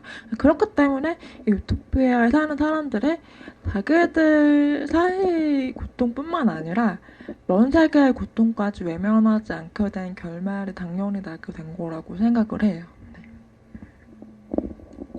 또 궁금한 게, 작품 내에서 마을의 주민들은 여러 가지 감정을 이제 이해할 수 없는 것, 내지는 이제 존재하지 않는 것이라고 여긴다고 이제 생각이 되는데요. 예를 들어 고통이라든가 아니면은 성애, 아까 말씀해 주셨던 성애라는 것도 이제 아마 존재하지 않는 것 같아요. 마을이라는 세계에서는. 그런데 이게 어떤 생물학적으로 그렇게 된 것인지 아니면은 그렇게 교육되어진 것인지는 사실 작품에서는 명확하게 드러나지가 않는 것 같아서 궁금했었거든요. 이런 거에 대해서도 혹시 그 설정을 해주신 게 있을까요? 이건 일부러 좀 여분을 남겨둔 게 맞는데요. 읽으시기에 따라서 다르게 생각할 수 있도록 쓰긴 했는데, 제가 설정력을 좀 구체적으로 얘기해보자면, 그 릴리가 새로운 신인류를 만들면서 타인의 고통을 외면하지 않는 어떤 성격적인 유전자를 넣었다고 생각을 했어요. 그러니까 우리 사람 사이에는 굉장히 이타적인 사람들이 있잖아요. 그러니까 이것도 약간 좀 타고나는 것인지 환경적인 것인지는 모르겠지만, 어떤 타인이 어떤 힘들어하거나 불행해하는 것을 절대 외면을 못하는 사람들이 있어요. 만약 그런 사람들로만 어떤 세계가 구성된다면 우리 사회에서 일어나는 많은 불행이나 절망 같은 것들이 사실 많은 경우가 타인에 의해서 발생하는데 그런 것들이 상당 부분 줄어들지 않을까라는 발상이 기초를 하고 있고요. 그리고 감정이 없다거나 이런 묘사를 한 것 같진 않아요. 그냥 그런 고통이라는 게 분명 살다 보면 분명 한 번씩은 생기겠지만 이게 지속적인 상태가 아니니까 내가 계속해서 불행한 감정이 어떤 건지 모르는 그런 정도로 설정을 했습니다. 네. 아무래도 일시적인 감정 같은 거는 뭐 표현을 하거나 그래야 될 필요성을 못 느낄 수도 있으니까 그런 개념에 대해서 아마 이해를 못할 수도 있지 않을까 이런 생각도 좀 드네요. 또 제가 작품을 보면서 이해할 수 없었다기보다는 이제 명확하게 설명이 안 되는 부분이 하나 있었는데요. 릴리가 이제 마을을 만들고 나서 작품 내에서 이제 올리브가 지구로 다시 찾아가기까지 100년이라는 시간이 흐르던가요? 100년이 맞죠? 100년이라는 시간이 흐르는데 그래서 이제 지구로 돌아와서 릴리를 찾아다니는데 이제 주변에서는 이제 릴리가 엄청 옛날 사람이라고 살아있지 않다 막 이렇게 얘기를 하고 너는 이제 릴리의 뭐 증손녀냐 이런 식으로 얘기를 하잖아요. 근데 이 올리브라는 사람은 릴리의 딸이고 릴리는 지금 동면에 들어가 있는 상태잖아요. 근데 이 작품을 읽으면서 왜 동면에 들어가 있지 이런 생각이 들었거든요. 혹시 자신이 만든 이 마을이 미래에 잘 되었는지 궁금해서 그랬나 뭐 이런 생각이 좀 들었거든요. 근데 어떤 연유로 릴리가 지금 동면을 하고 있는 것인지 이게 좀 궁금했어요. 릴리가 동면에 들어갔다는 설정은 사실상 죽음에 가까운 그런 설정으로 했고요. 죽는 상황. 그리고 제가 릴리의 나이를 일부러 좀 모호하게 했어요. 왜냐하면 이렇게 유전자 조작을 자유자재로 할 수 있는 정도의 과학자면 당연히 자기의 수명도 일반적인 사람들에 비해서 길게 조작할 수 있지 않을까. 약간 그런 발상으로. 왜냐면 한 사람이 마을을 만든다는 게 사실 굉장히 많은 시간이 필요하잖아요. 적어도 3, 4대 이상의 시간이 보내야 되는데 릴리가 그냥 평범한 사람으로 살다 죽으면 이 충분한 시간을 확보할 수가 없으니까 약간 그 시간의 텀을 어떻게 설명할 수 있을까 고민하다가 그냥 약간 모호하게 설정을 만들어 버려야겠다. 어차피 세계 하나를 창조할 수 있는 사람이라면 자기의 수명에 그렇게 막 인간의 수명에 억제받지 않지 않을까라는 생각으로 설정을 했거든요. 그래서 그 작중에 보시면 올리브가 릴리의 딸이긴 하지만 굉장히 오랜 시간 동안 시간에 정지되어 있다가 그러니까 배아 상태에서 정지되어 있다가 나중에 릴리가 이 세계를 다 만든 다음에야 제대로 자신이 몸을 가지고 태어나거든요. 그러니까 약간 그런 시간 텀들이 있어요. 그래서 일부러 그것이 막 상세하게 서술하진 않았지만 나중에 이게 가능한 것인가 하고 연대표를 한번 맞춰보긴 했습니다. 저는 이 소설을 읽으면서 이게 일종의 속죄와 관련된 이야기가 아닐까 이렇게 생각을 했어요. 그러니까 마을에서 이제 순례자들이 지구로 떠나는 거잖아요. 지구로 떠나가지고 지구의 모습을 보고 나서 지구에 머무를 것인지 아니면 다시 자신의 마을로 돌아갈 것인지를 선택하는 거잖아요. 그런데 지구에 남는 대부분의 사람들은 분리주의를 이제 반대하는 그런 운동에 참여하는 것 같아요. 그래서 이런 것들을 보면서 이게 어떤 일종의 속죄와 관련된 것인지 이런 생각이 좀 들었거든요. 어떤 그런 모티브인지 좀 궁금했거든요. 그래서 어떻게 보면 그런 모티브일 수 있죠. 왜냐면 릴리가 이제 지구를 그렇게 만든 어떤 장본인인데 그렇게 만들었기 때문에 반드시 유토피아가 탄생할 수 있었던 거잖아요. 그래서 유토피아에 태어난 사람들은 자기가 태어난 이후에 그 지구가 그렇게 디토피아가 된 게 이게 뗄 수 없는 어떤 문제로 엮여 있는 거죠. 근데 저는 이 아이들이 반드시 뭐 여기에 대한 죄책감을 가져야 된다 이렇게 설정을 한 건 아니고 단지 어떤 타인의 고통을 외면할 수 없는 사람들이라면 이렇게 자신의 태생과 관련된 그런 지구의 고통조차 외면할 수 없지 않을까라는 생각이 들었거든요. 어떻게 보면 약간 어떤 분들은 좀 약간 종교적인 모티프로 해석을 하시기도 해요. 어떤 창조와 창세기 같은 이야기다. 어떤 세계가 만들어지고 뭐 아버지의 아들을 엄마의 딸로 바꿨다 뭐 이런 식으로 해석을 하시기도 하는데 제가 처음부터 의도한 건 아니지만 다시 살펴보면 그렇게 읽을 수도 있는 것 같습니다. 그 다음은 저희가 이제 순례자들은 왜 돌아오지 않는가에 대해서는 충분히 이야기를 나눈 것 같고요. 그래서 다음은 저희가 감정의 물성이라는 작품으로 들어가 보겠습니다. 이 작품은 이제 어떤 문구회사죠. 문구회사에서 감정을 느낄 수 있는 물건들을 이제 팔면서 일어나는 이야기인데, 예를 들어 뭐 침착함을 느끼는 비누라던가 아니면 우울함을 느끼는 향수라던가 이런 것을 판매하면서 나오는 이야기인데, 이 작품의 맨 처음에 보면은 마감으로 시작해요. 네. 그래서 평론가가 이제 마감을 2번이나 미루더니 원고를 못 주겠다고 하는 그런 이야기가 나오는데, 혹시 작가님의 경험에서 나온 그런 이야기인가요? 저는 원고를 안 들은 적은 없고, 약간 공상주의자님과 교집편집위원회를 할 때의 기억을 떠올리며 썼습니다. 약간 편집장의 한 주요 업무 중 하나가 이 마감을 지키지 않는 학생들을 갈궈서 어떻게든 원고를 받아내는 일이거든요. 그리고 약간 이 감정의 묘상이라는 아이템이 좀 약간 인스타그램에 올릴 것 같은 그런 아이템이잖아요. 그래서 뭔가 이 인스타그램이랑 이어질 법한 문화 잡지가 이제 이야기 중심이 되면 편하지 않을까라는 생각에서 한창 마감이 진행 중인 잡지 편집들 이게 떠올랐어요. 네. 저는 이 감정의 물성을 읽으면서 느꼈던 게 뭐냐면은, 우리가 일반적으로 감정은 컨트롤하기 어려운 것이라고 생각을 하잖아요. 그래서 이제 감정적이다 그러면은 보통은 일종의 비판이 되는데, 이 사람은 감정적이야 그러면은 좀 예를 들어 자주 화내거나 자주 울거나 그런 사람을 이야기를 하고, 이성적이다 그러면은 굉장히 자기 자신을 잘 컨트롤하는 사람이라고 이제 생각을 하잖아요.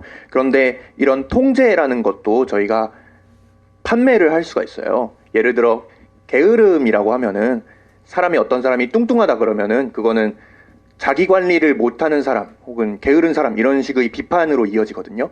그런데 이런 것들을 판매해요. 어떻게 판매하시는지 혹시 아시나요? 지방흡입수술이라는 것으로 판매를 합니다. 지방흡입수술이나 성형수술이라는 것으로 판매를 하는데, 이게 바로 통제가 이제 기업이 우리에게 통제를 파는 방식과 저는 맞닿아 있다고 생각했거든요. 그래서 이런 감정을 통제하는 것을 판매하는 거, 혹시 이런 거를 염두에 두시고 글을 쓰셨는지가 좀 궁금했거든요. 보통 SF에서 감정을 통제하는 기술이라고 하면 굉장히 디스토피아적인 걸로 그려지잖아요. 막 행복해야 된다 이렇게 막 압박을 넣거나, 뭐 슬픔을 제거해버린다거나, 아니면 무조건 이 통제되는 것이 받아들여야 된다거나 이런 식으로 묘사가 되는데, 저는 약간 그거를 좀 다르게 써보고 싶었어요. 왜냐하면 이 감정을 통제한다는 게 우리가 일상적으로 하고 있는 일이라는 생각이 들었거든요. 그리고 한편으로 이 한국 사회에 너무 좀 그런 게 있잖아요. 뭐 우울증에 걸렸을 때 약을 먹는 거에 대해 좀 부정적으로 생각을 한다거나 이런 것들이 있는데, 그런 거 보니까 인간이라는 게 결국은 이 뇌에 의해서 어떤 마음이 발생하고 감정이 발생하는 존재인데, 너무 이것을 어떤 추상적인 개념인 뭐 의지나 이런 것으로 의결내려고 하는 것 같다. 그래서 인간은 사실 이 물질에 굉장히 영향을 많이 받는 존재고, 실제로 우리가 어떤 맛있는 음식을 먹거나 아니면 커피를 마시거나 이런 것들이 다 우리에게 어떤 향정신성적인 그런 약효들을 이제 주고 있는 거라고 생각을 하고 있거든요. 그래서 약간 감정을 통제한다는 게 반드시 디스토피아에서만 일어나는 게 아니고, 우리가 가장 일상적으로 하고 있는 일이고 앞으로도 그렇게 되지 않을까라는 생각에서 출발한 게 감정의 묘성이었어요. 네. 예, 이야기 들으면서 생각난 게, 사실은 감정을 컨트롤하는 디스토피아적인 작품 말씀하셨다시피, 예를 들어 멋진 신세계 같은 작품들이 있는데, 감정을 컨트롤하는 기술이 현실에도 충분히 가능하고, 말씀드린 것처럼 커피라던가 이런 것들도 어떻게 보면 감정을 컨트롤하는 그런 기술들이고, 이런 것들이 막 실제로 감정을 우리가 세세하게 컨트롤할 수 있다면은 국가나 그런 것들이 나서서, 정부가 나서서 하기보다는 이런 식으로 상품화가 되지 않을까. 그래서 굉장히 저는 글을 읽으면서 현실적이다라는 느낌이 많이 들었습니다. 실제로 일어날 법한 일이다, 이런 일이 많이 들었습니다. 그리고 작품에서 이제 이게 뭐 실제로 가능하냐 아니면 유사과학이냐 이런 이야기가 많이 나와요. 이게 뭐라 그러죠? 그 가짜 알약 효과, 플라시보 효과, 그 단어가 생각이 안 나서요. 플라시보 효과가 아니냐 이런 얘기가 많이 나왔어요. 근데 이 작품에서 나오는 감정의 물성이 실제로 작동하는 걸로 이제 염두를 두시고 글을 쓰셨는지, 이게 작품 내에서 실제가 아니지만 뭐 유사 과학인 건지 이런 것들에 대해서 사실 좀 궁금하거든요. 저는 이걸 독자분들이 어떻게 읽으셨는지가 궁금하거든요. 사실 제가 의도한 거는 이 소설은 SF가 아니어도 되는 소설이에요. 그러니까 실제로 효과가 없어도 이 모든 일들이 일어날 수 있는 현상이에요. 약간 그런 식으로 생각을 하며 썼고, 나중에 이제 막 뭐 쥐에서 실험을 했더니 혈내장벽을 넘어서 뭐 어쩌고 저쩌고 썼는데 약간 좀 페이크 같은 그런 디테일로 나왔거든요. 왜냐하면 이게 현실에서도 이게 약효가 없는데 그런 실험 결과를 만들기는 사실 쉬워요. 그래서 막 효과가 별로 없는 약들이 진짜 효과가 있는 것처럼 그렇게 실험을 해서 막 그 뉴스에 나오는 경우도 많고, 그렇기 때문에 이 작품 내에서 실제로 이 약이 정말로 인간의 감정에 작용하는가 아닌가는 별로 중요하지 않다고 생각했어요. 여기서 중요한 건 이런 상품이 등장했을 때 이 상품을 대하는 사람들의 태도였기 때문에 네, 실제로는 그것은 약간 미지수로 남겨뒀습니다. 네. 이거는 관련이 없는 얘기인데요. 최근에 제가 인터넷에서 어떤 글을 읽었는데 루이 16세 때인가 어떤 사람이 이제 자화된 물이라면서 이런 것들을 사람들한테 팔았대요. 물을 이제 뭐 어떻게 해가지고 자화를 시켜서 이런 것들이 약효가 있다 이렇게 사람들을 네네. 그러니까 뭐 그 전자기적으로 뭘 어떻게 해가지고 실제로 이제 아무런 변화도 없는데 이게 자화된 물이다 이러면서 사람들한테 팔았는데 사람들이 이거를 먹고 막 기절을 한다거나 이런 일들이 일어난 거예요. 그래서 이제 루이 16세랑 그 밑에 있는 그 이제 당시에 뭐 그 백작 같은 사람들이겠죠. 그 사람들이 모여가지고 이걸 가지고 실험을 했어요. 물을 5컵을 준비를 해주고 사람들한테 다 마셔봐라. 이 중에 어느 거는 이제 자화된 물이고 어느 거는 안 된 물이다. 근데 사람들이 보통 물을 이렇게 먹고 막 기절을 하는 거예요. 그래가지고 루이 16세가 보기에 이거는 실제로 효과가 있는 게 아니다. 그래서 얘는 사기꾼이다. 이렇게 결론을 내렸다. 그런 일이 있다고 합니다. 네. 이제 작품에 대해서 좀 가벼운 이야기를 하자면 여기서 다양한 이제 감정의 물성이 등장하잖아요. 예를 들어 뭐 증오체 같은 것도 있고 우울체도 있고 그런데요. 작가님은 혹시 이 중에서 갖고 싶은 게 있다면은 뭐 어떤 게 있으신지? 저는 일을 할 때 너무 산만하기 때문에 저를 좀 침착하게 만들어주는 뭔가가 있으면 좋겠어요. 약간 부정적인 감정을 별로 살고 싶진 않고요. 사실 글을 쓸 때 약간 그 도연을 이해할 수 없는 마음으로 썼습니다. 그러니까 왜 우울체 같은 걸 사야 되는지 이해를 못하겠다. 그렇군요. 이해해보고 싶은 마음으로 썼어. 저는 정반대로 생각을 했네요. 저는 네. 혹시 그 기업에서 증오체 같은 거를 만든 이유가 있을까요? 그 사람은 약간 어떤 사회 실험을 해보고 싶었던 게 아닐까? 네. 아니면 약간 그런 것도 생각했어요. 좀 그 기업 CEO들 중에는 약간 자기가 뭔가 좀 허풍을 떠다가 그 허풍을 진짜로 믿어버리는 사람들이 있잖아요. 그러니까 실제로 효과가 없다는 거를 머리로는 알지만 이게 뭔가 사회적으로 자꾸 파장을 일으키니까 내가 뭔가 진짜 대단한 걸 만들었다 이렇게 믿어버리는 그런 사람을 좀 상상해봤습니다. 네, 그러면은 저희가 감정의 물성에 대해서는 이 정도 이야기를 하고 넘어가면 될 것 같고요. 그 다음으로 저희가 다룰 작품은 스펙트럼에 대한 작품, 스펙트럼이라는 이야기입니다. 요거는 두 번째 작품이죠.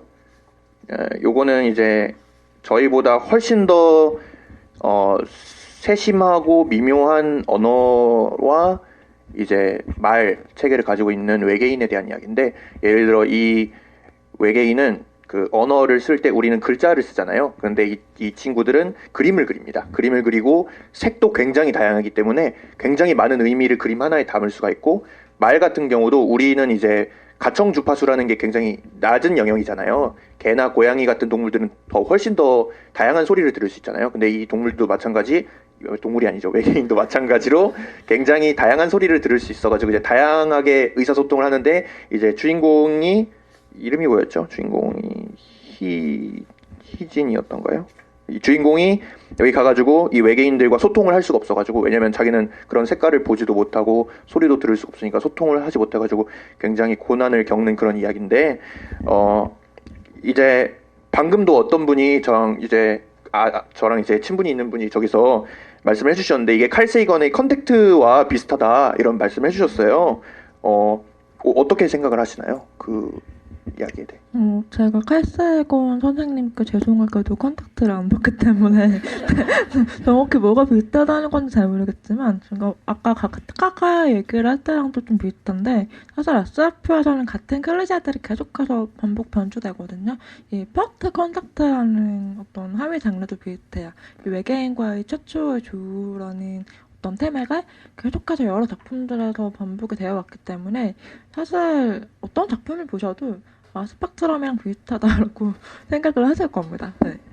네. 사실 저도 그 컨택트 생각이 났거든요. 그래서, 이거는 작가님이 컨택트에 오마주한 작품이구나. 라고 확신을 할 정도였는데, 아니라고 하시니까, 그렇구나.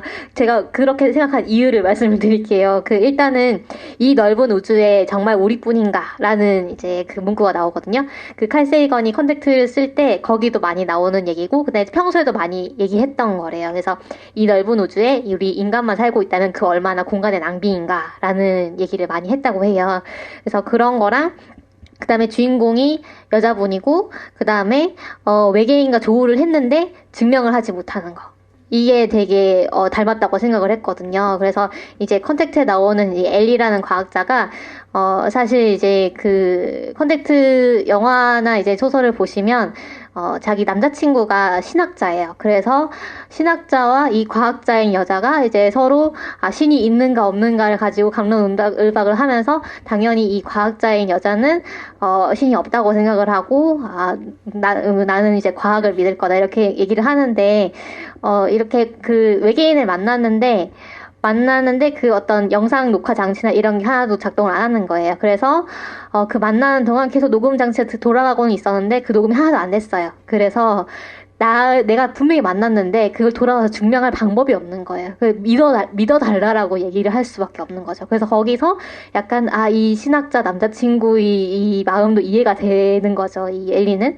그래서 그런 내용이 있는데 그래서 혹시 그 컨택트를 안 보신 분은 같이 보셔도 좀 재밌을 것 같습니다. 그리고 이 작품에 대해서도 앞서 말씀드린 그 순례자들은 왜 돌아오지 않는가와 같이 의도적으로 가려진 부분들이 굉장히 많은 것 같아요. 의도적으로 설명하지 않는 부분이 굉장히 많은 것 같고 예를 들어 그 희진이 증언한 내용과 실제로 희진이 거기 있었던 시간을 비교하면 안 맞잖아요. 희진은 40년 만에 돌아왔는데 그 행성에서 있었던 시간은 희진의 증언대로 하면은 20년밖에 없잖아요. 그리고 희진이 왜 그 행성의 위치를 밝히지 않는지에 대해서도 안 다뤄지잖아요. 저는 그런 것들이 제가 추측하기로는 이제 그 행성을 지키고 싶은 마음에 아마 이야기를 하지 않는 것 같은데 혹시 이런 거에 대해서도 설정을 하신 게 있으신지 궁금합니다. 제가 단편 세계를 좋아하는 이유가 이제 설명 안 해도 되는 부분들이 있어서 그런 건데 오늘 설명을 하라고 하시니까 말씀을 드려보면 회전이 루의 행성을 지키고 싶었다라고 표현하면 조금 이상하지만 약간 그런 마음이 있었을 것 같아요. 왜냐하면 인간들이 다시 가면 그때는 어떤 종족 대 종족으로 만나게 될 테고 반드시 인간들보다 기술력이 현저히 떨어지는 무리인들이 이 접촉에서 과연 살아남을 수 있을 것인가 이런 고민을 많이 했을 것 같습니다. 그리고 한편으로 회진이 그러면 왜 말을 했는가? 왜 자기가 최초의 조우자라는 얘기를 했을까? 이런 의문도 있을 텐데 사실 저는 그건 과학자들이라면 당연히 다 그런 욕망을 갖지 않나 싶어요. 내가 이 세계에서 최초로 무언가를 발견했다. 남들이 아무도 보지 못한 것을 봤다. 이런 얘기를 하고 싶지만 한편으로는 그들의 행성에 대해서 침묵을 지켜야 되기 때문에 어떤 굉장히 복합적인 마음이 회진에게 있지 않았을까 생각을 합니다. 네. 그런 시간의 간극 같은 것도 일부러 굳이 설명하지 않았어요. 이게 막 너무 상세하게 설명을 하면 그것만으로 이미 막 중편이 넘는 길이가 될 것 같아서 그냥 마지막엔 압축적으로 뭔가 우주 어딘가를 헤매다가 다시 지구로 돌아왔다 정도로 서술을 했습니다. 그리고 이 작품에서 이 주인공인 희진이 이제 루이와 굉장히 친밀한 관계를 유지하게 되잖아요.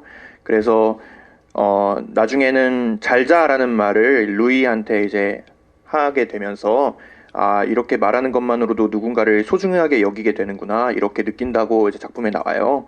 그리고 여기 이거는 토끼님이 써주셨는데 말씀해 주시겠어요? 아, 네. 제가 저희 집에 이제 하숙을 한 적이 있는데, 그러니까 저희 하숙생을 들인 적이 있어요. 그래서 룸메이트랑 같이 산 적이 있는데, 그때 느꼈던 그 안정감이라고 할까요? 그런 것들이 혼자 살 때와는 다르게 같이 살 때 가장 좋았던 점이라고 생각을 해보면, 자기 전에 잘 자 이렇게 하고 잘 수 있었던 게 좋았었거든요, 저는. 네, 그래서 그게 상당히 별거 아닌데도 뭐 다른 어떤 위안의 말이나 이런 게 없는데도 그냥 잘 자라라고 인사를 하고 잘 수 있다는 것만으로도 상당히 마음이 편안해지고 좀 안정이 되고 안심이 되더라라는 이제 그런 경험이 있어요. 그래서 이 부분을 보면서 정말 공감이 많이 됐거든요. 네, 그래서 혹시 작가님 다른 말이 아닌 잘 자라는 그런 문구를 넣은 이유가 있으셨는지 궁금합니다. 저는 사실 이 루이랑 후젠의 관계를 반려동물을 키우는 사람들이 생각하며 썼거든요. 약간 룸메이트 얘기하다가 반려동물 하니까 좀 이상한데 고양이나 강아지 키우시는 분들 보면 굉장히 단순한 종류의 의사소통인데도 굉장히 기뻐하시잖아요. 예를 들어서 뭐 앉아있을 때 앉으면 너무 좋아요. 막 사람한테는 전혀 그런 감정이 안 느껴지는데, 아니면 뭐 내가 화장실 가는데 따라와서 막 걱정한다 이러면 막 난리를 치면서 막 인스타에 쓰시잖아요. 이런 거 보면서 이게 다른 종일수록 굉장히 단순한 소통이 우리에게 큰 감동을 줄 수도 있겠다, 이런 생각이 들었었거든요. 아마 그래서 루이랑 이렇게 굉장히 짧은 이야기밖에 나눌 수 없었지만 굉장히 친밀함을 나눌 수 있는 관계라고 생각을 하게 된 게 그런 반려동물들이 보면서 생각을 했던 것 같아요. 네. 그리고 저희가 준비한 질문, 마지막 질문이 될 텐데요. 이 스펙트럼에 나오는 이야기를 보면 이 루이는 이 외계인들은 수명이 저희보다 훨씬 짧아서 5년 정도밖에 안 돼요. 근데 이 외계인들은 자기 방에 그림을 그려서 자신의 영혼을 옮기는 작업을 하거든요. 자신의 영혼을 옮겨서 자기가 죽었을 때 자기 후임자가 생기면 그 후임자가 자기 방에 붙어있는 그림들을 보면서 영혼을 바꿔요. 루이가 되는 거죠, 실제로. 그래서 저는 이걸 보면서 글을 쓴다는 거는, 글을 쓰고 그림을 그리고 예술 활동을 한다는 거는 단순한 뭐 창작 활동이 아니라 우리의 영혼의 일부를 옮기는 게 아닌가, 이런 좀 거창한 생각이 좀 들었거든요. 그래서 혹시 그런 것들을 염두에 두셨는지, 그런 생각을 혹시 하셨는지 좀 궁금합니다. 그렇게 심오하게 해석해 주셔서 감사하고 저는 그런 것을 전혀 염두에 두지 않았고, 루이가 그렇게 수명을 옮겨다니는 이유는 약간 이것도 반려동물들과 관련했어. 약간 그런 분들이 계시더라고요. 고양이가 키우다가 고양이가 이제 세상을 떠나면 다음 동물에게 같은 이름을 붙여주는 그런 분들이 계시더라고요.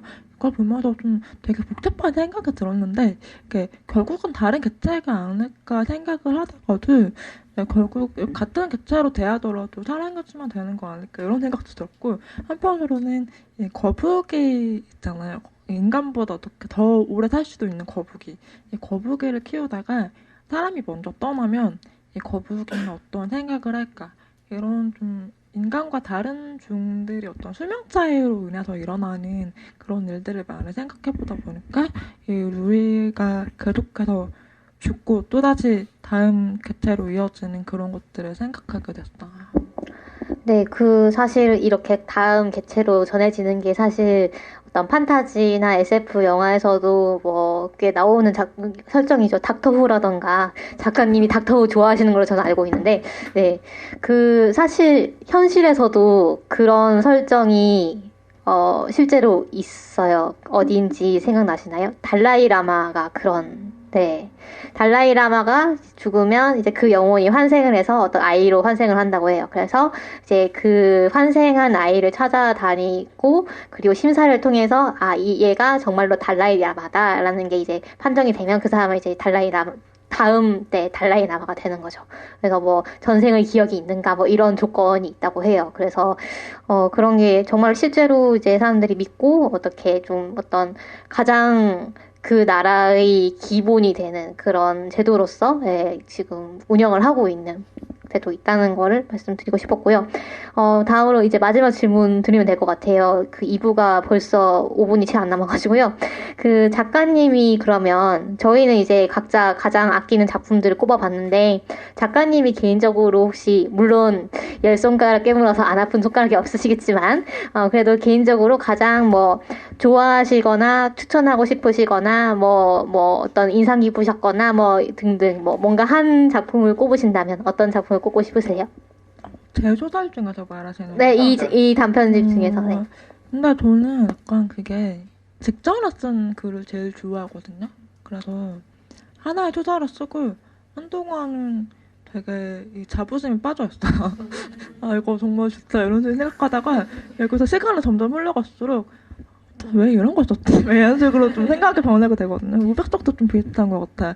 이게 이 책에서 가장 마지막에 쓴 소설이 그 나의 우주영웅에 관하여인데 이거는 제가 알기로 한 3월쯤에 완성을 했어요. 그래서 가장 저랑 시간 간극이 작은 그런 소설인데 얘는 지금 봐도 내 생각이 많이 담겼고 난 재경이라는 인물을 정말 마음을 담아 썼구나 이런 생각이 들고 되게 제일 옛날에 쓴 글이 관대분실인데 이거는 지금 보면 약간 제가 썼다는 게 좀 어색할 정도로 조금 멀게 느껴져요. 이게 물론 제가 이걸 좋아하느냐 마느냐랑은 조금 다른 얘기긴 한데 아무튼 네, 작품들 중에서 특별히 애정하는 게 있다기보다는 그때그때 가장 마음에 쏟았던 작품들에 아무래도 정이 가는 것 같습니다.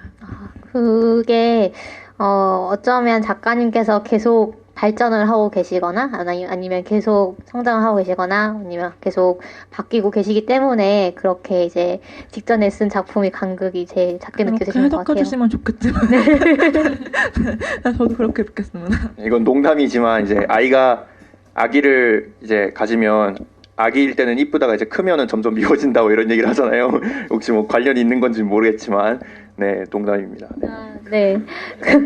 그 나의 우주영웅에 관하여는 사실 읽으면서 저는 우주인 이소연 생각이 많이 났거든요. 이소연 씨. 네, 실제로 그분이 많이 떠올리시더라고요.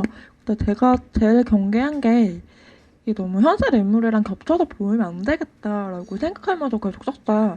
근데 쓰고 나니까 다들 그 소연 얘기를 하셔서 좀 너무 조절을 좀 못했나 싶었는데 아무튼 그런 문제의식이 어떤 공유되는 건 맞는 것 같아요. 이게 어떤 우리 한국을 대표하는 사람이 여성으로 선출되었을 때 이게 남성 대표가 받는 비난과 분명히 같은 무게일까라는 생각이 좀 했었고 그럼에도 불구하고 너무 현실 인물이 그 자체로 쓰는 게 아니고 완전히 다른 상황을 설정해서 썼기 때문에 연상을 쓰는 거는 굉장히 자연스러운 현상이지만 모티브로 따오거나 하진 않았다라고 말씀을 드리고 싶어요. 네, 감사합니다. 그러면 저희 이제 2부를 마치고 질문 타임으로 바로 들어가도록 할게요. 여러분 마음의 준비가 되셨는지 모르겠네요. 네. 괜찮습니다. 그게 아니고 그냥 보통 첫 질문은 하기 되게 부담스러워 하시더라고요. 그래서 좀 그냥 시간 여유를 좀 가지고 여러분들께 좀 질문을 생각할 시간을 드리려고 하는데 혹시 지금 딱 떠오르는 질문 있으신가요? 네. 네. 지금 녹음을 하고 있기 때문에 그 질문을 다시 한번 반복을 할게요. 그 작가님께서 답변을 하실 때 좀 우리는 보통 이렇게 질문에 대해 답을 할 때 좀 거창하게 좀 이렇게 깊이 있게 얘기를 하려고 노력을 하는데 작가님은 되게 담백하다고 해야 되나? 네, 담백하고 좀 가볍게 얘기를 잘 하시는 것 같아요. 그래서 또 작품을 쓰실 때도 그런 것 같다라고 하시는데 그 다음에 뭐라고 하셨죠? 그래서 이 부분을 담고 싶으신데 어떻게 그게 가능하신지 궁금하다고 합니다. 실제로 그렇게 진지하게 생각 안 하기 때문에 그런 게 아닐까 싶은데 작품을 쓸 때 처음부터 뭔가 굉장히 많은 맥락을 담아야겠다고 생각을 하면 못 쓰게 돼요. 소설이라는 게 처음부터 그렇게 대단한 모습을 하고 있지 않기 때문에 처음에는 그냥 어떤 이야기를 써보면 재밌겠다. 내가 이런 이야기를 보고 싶다 이런 감정으로 출발을 하고 이제 여기에 덧붙여지는 맥락들은 약간 사후적으로 덧붙여지는 것 같아요. 일단 초고를 완성하고 나면 이런 이야기가 어떤 의미를 뗄 수도 있겠다라는 게 조금씩 드러나고 이것을 다시 고쳐 쓰는 과정에서 어떤 의미를 강조할 수도 있고 어떤 의미를 추가할 수도 있거든요. 그러다 보니까 소설을 처음 쓸 때는 진짜 별 생각이 없어요. 그냥 이제 어떤 이야기를 재밌게 쓰고 싶다라는 감정에서 출발하고 나중에는 이제 제가 평소에 생각하는 것들이 좀 자연스럽게 들어가게 되는 것 같아요. 그리고 실제로 독자분들이랑 얘기를 하다 보면 의도하지 않았던 것들을 되게 많이 말씀해 주시는데 이게 제가 의도하지 않았다고 해서 이게 작품이 없는 게 아니고 그냥 어떻게 보면 무의식에서 반영이 된 게 아닐까 싶기도 하거든요. 특히 어떤 모티프를 얘기하시거나 뭐 참고한 그런 작품들을 얘기하실 때도 그 작품들을 실제로 보지 않았지만 그 작품들이 어떤 이유의 장르에 굉장히 영향을 미친 작품일 때는 제가 분명히 그런 작품들을 보면서 어떤 작은 영향을 받았을 텐데 그런 게 아마 무의식적으로 작품에 들어가지 않았을까 생각합니다. 네. 또 혹시 네.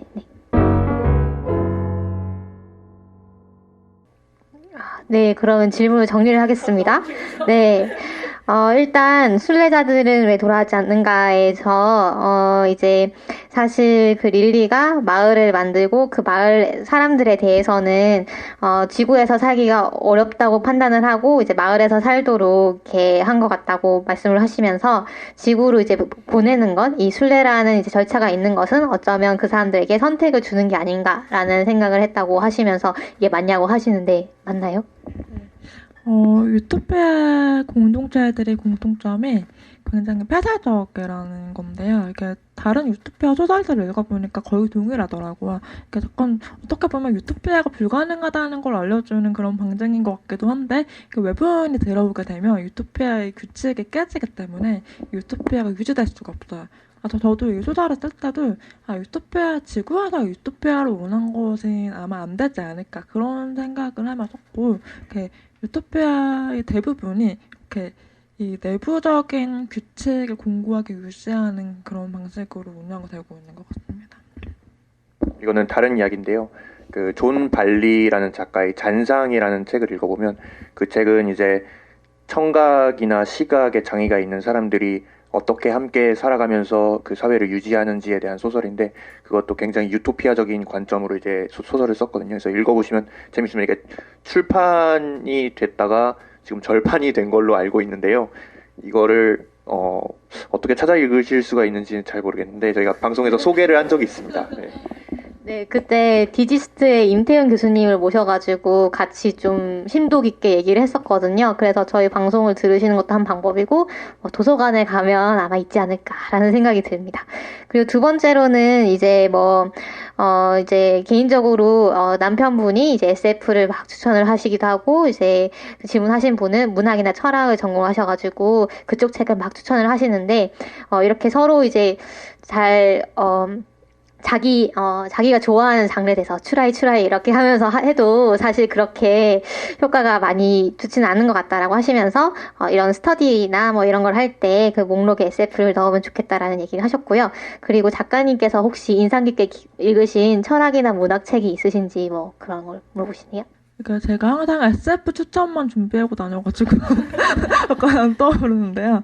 저도 그쪽 많이 읽긴 안 읽어요. 인문 쪽이나 이런 쪽을 읽으면 분명히 소설을 쓸 때도 도움이 되는 것도 있고 제 관점을 넓혀주는 게 있기 때문에 다양하게 읽으려고 하는데 또 독자분들에게 권하는 거는 또 어떻게 해야 될지 잘 모르겠어요. 굳이 그냥 자기가 좋아하는 것만 읽고 살아도 이제 인생이 짧으니까 이런 생각도 들고 제가 최근에 재밌게 읽었던 책 중 하나는 거부당한 몸이라는 책인데 이것은 그 저자분이 교수예요. 약간 그 사람들을 가르치는 좀 약간 굉장히 공부를 많이 하신 분인데 어느 날 질병에 걸리면서 자신이 몸이 약해지면서 이 약한 사람들을 어떻게 세계에서 약간 소외되는가 이런 감각을 담아서 서술하신 그런 어떻게 보면 장애에 대한 에세이거든요. 그래서 통증에 대한 이야기이기도 해요. 읽으면서 이 아픈 사람들이 자신의 아픈 것을 잘 드러내지 못하고 이런 것들이 한국에서도 굉장히 심하잖아요. 직장 가서 뭐 아이를 가지면 이것도 얘기도 잘 하지 못하고 아파도 그냥 참고 다녀야 되고 이런 상황들에 어떻게 사회를 좀 더 바꿀 수 있을까? 당사자의 이야기를 듣는 게 굉장히 인상 깊었고요. 문학 쪽에서는 저는 최근에는 한국 소설이 많이 읽는 편인데요. 한국 소설 중에서는 제가 제일 좋아하는 작가님은 최은영 작가님. 쇼크와의 배소, 내게 무해한 사람 이 책들을 가장 좋아하고 그 밖에 다른 소설로는 최근에 보라색 히비스커스를 굉장히 재밌게 읽었어요. 이게 이름은 좀 어려운데 치메만다 연구지 아다체라는 작가님이 쓰신 작품인데 나이지리아에서 자란 한 소녀가 가부장적인 집안을 탈출하는 이야기예요. 근데 굉장히 폭력적이고 무서운 이야기인데 흥미롭게 서술을 하셔가지고 읽으면 이게 뭔가 좀 나이지리아의 문화에 대해서도 좀 더 친숙해진 느낌이고 그러면서도 굉장히 글로벌한 느낌이 있어서 이게 한국의 상황과도 잘 맞아떨어져요. 이런 이야기들을 읽으면서 SF 말고도 굉장히 의식적으로 많이 찾아 읽으려고 하고 있습니다. 사실 SF는 이미 나온 거 다 읽었어요. 네, 사실 근데 여러분들은 SF가 문학이 아니라고 생각하시나요? 그렇죠. 문학이라고도 볼 수 있고 문학의 일부라고 저는 생각을 하는데 이제 순문학이라고 생각을 하면은 사실 장르 문학은 좀 그 순문학이 아니라고 많이들 생각을 하세요. 그래서 사실 SF가 장르 문학적인 그런 문법이 많긴 한데 순문학가 중에서도 이제 최근에 SF를 쓰는 분들도 많이 있거든요. 예를 들면 박민규 씨 같은 경우도 최근에 SF를 쓰셨고 또 정세랑 씨 같은 경우도 순문학 작가로 여겨지면서 또 SF라든가 장르적인 작품을 많이 발표를 하시는 것 같아요.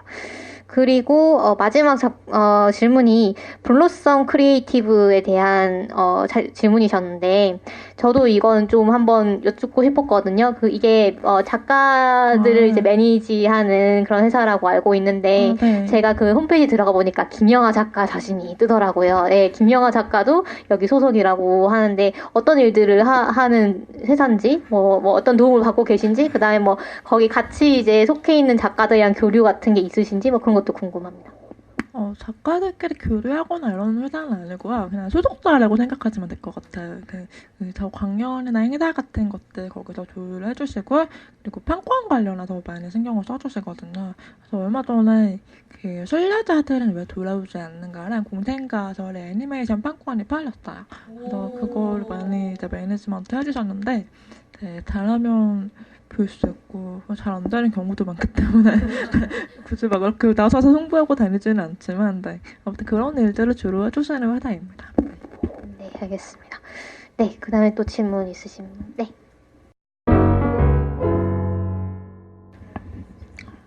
저는 좀 어릴 때부터 글을 쓰긴 했는데 소설을 쓴 건 굉장히 최근인데 어릴 때 약간 동시 이런 걸 많이 썼어요.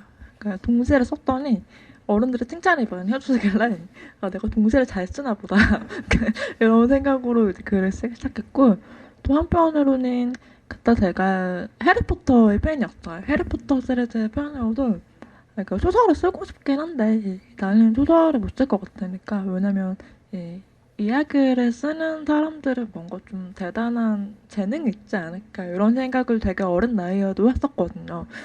조엘 롤링은 어릴 때 친구들에게 이야기를 지어서 들려주는 거 좋아했다 막 이런 거 보면은 나 그런 거 별로 안 좋아했는데 이런 생각도 들고 그래서 어릴 때는 주로 에세이나 이런 글을 썼던 것 같아요.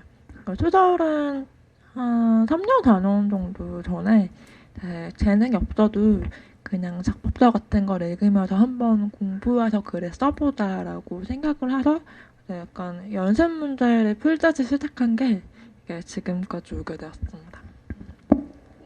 네, 제가 방송에 녹음이 들어가야 되기 때문에 질문을 다시 한번 반복을 하면, 이제 작가님이 글을 쓰게 되시는 그 자아가 각성하게 된 시기와 계기가 있으셨는지, 뭐, 이런 질문이었고요. 또 질문 있으신가요? 네.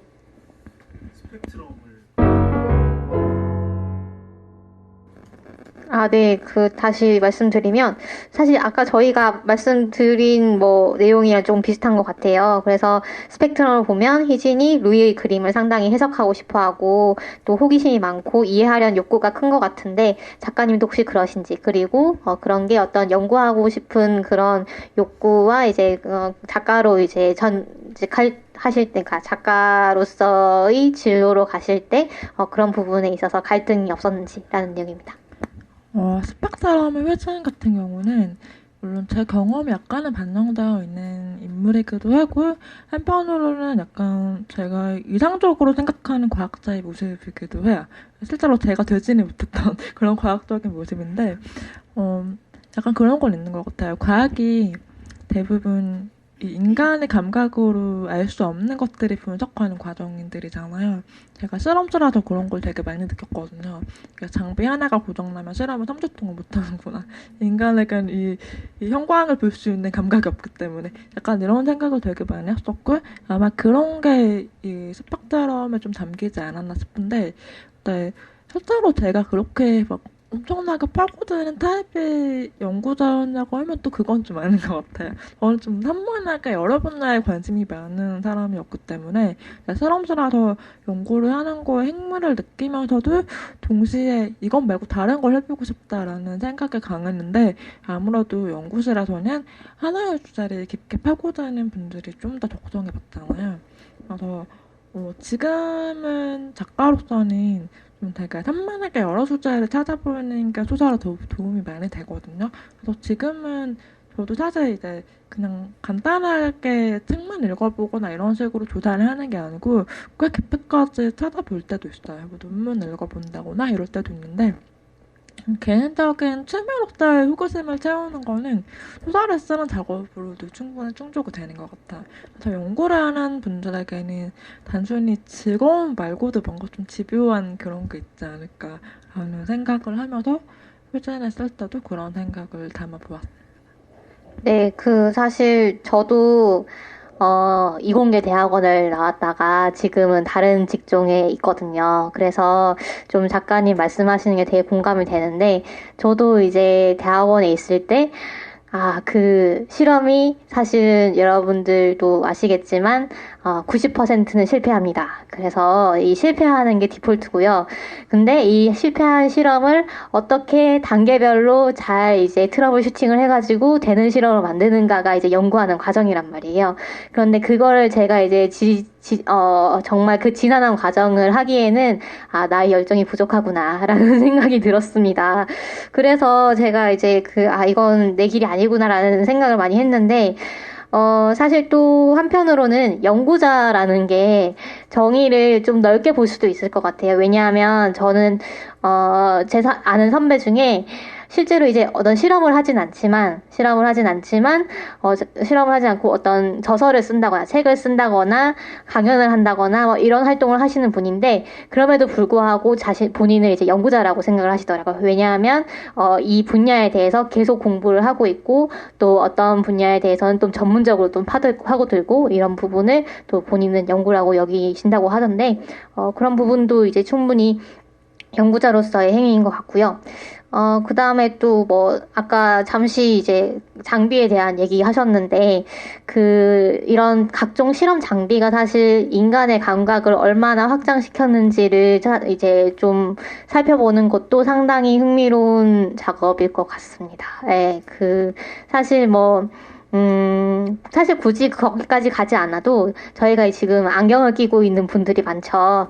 이 안경이 있음으로써 이제 눈이 나쁜 사람들이 어떻게 이제 살아갈 수 있게 되었는가라던가 또 이제 얼마나 더 멀리 볼 수 있게 되었는가 이런 것들을 생각해 보시면 기술은 상당히 우리 삶에 이미 많이 들어와 있고 이미 우리는 또 사이보그적인 존재가 아닌가라는 생각도 드네요. 네. 네, 아까 이제 연구하는 거에 대해서도 제가 한 말씀 얘기를 보태자면은 저는 이제 수학을 공부를 하고 있거든요. 네, 이제 지도 교수님하고 얘기를 하다 보면은 막 우주의 신비, 막 물리 막 이런 거에 대해서 얘기를 하면은 저는 그런 거에 대해서 많이 관심이 없긴 한데 교수님의 말씀을 하시는 거 보면 막 눈이 반짝반짝해지는 게 보여요. 저는 이제 제가 보통 주위 사람한테 얘기할 때는 나는 그런 거에 대해 별로 관심이 없어 이렇게 얘기를 하거든요. 그런데 제가 이제 주변 사람들하고 그런 거에 대해서 이제 얘기를 하고 제 연구 분야에 대해서 얘기를 하다 보면은 사람들이 그렇게 얘기를 하더라고요. 너 진짜 너 얘기하는데 너가 얘기하는 거에 대해서 진짜 좋아하는 것 같아 이렇게 얘기를 하더라고요. 그래서 이게 연구하는 사람들은 다 어느 정도는 이런 속성이 있는 게 아닐까 이런 생각이 좀 들긴 합니다. 네, 또 질문 있으신가요? 네, 뒷분. 네.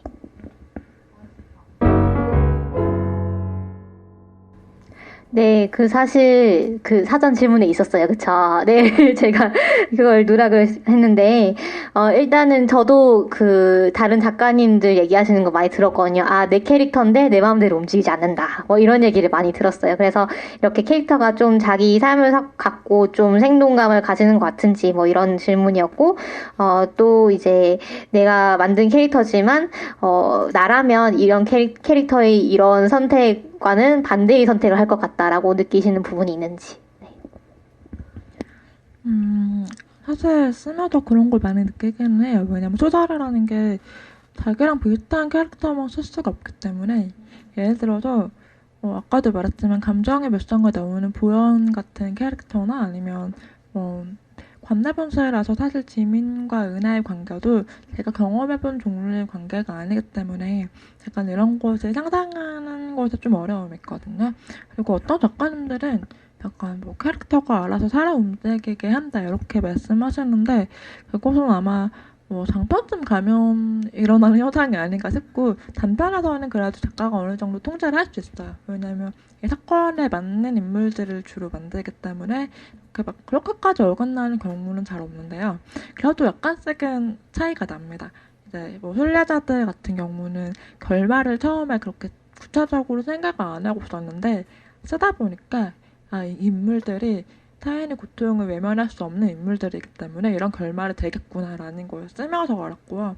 약간 나의 우주 영웅의 관할 같은 경우도 결말을 생각하지 않고 썼지만 가윤과 재경이 다른 세대를 살고 있기 때문에 결국 가윤은 재경과 같은 선택을 하지 않겠구나라는 거를 쓰면서 알게 됐다.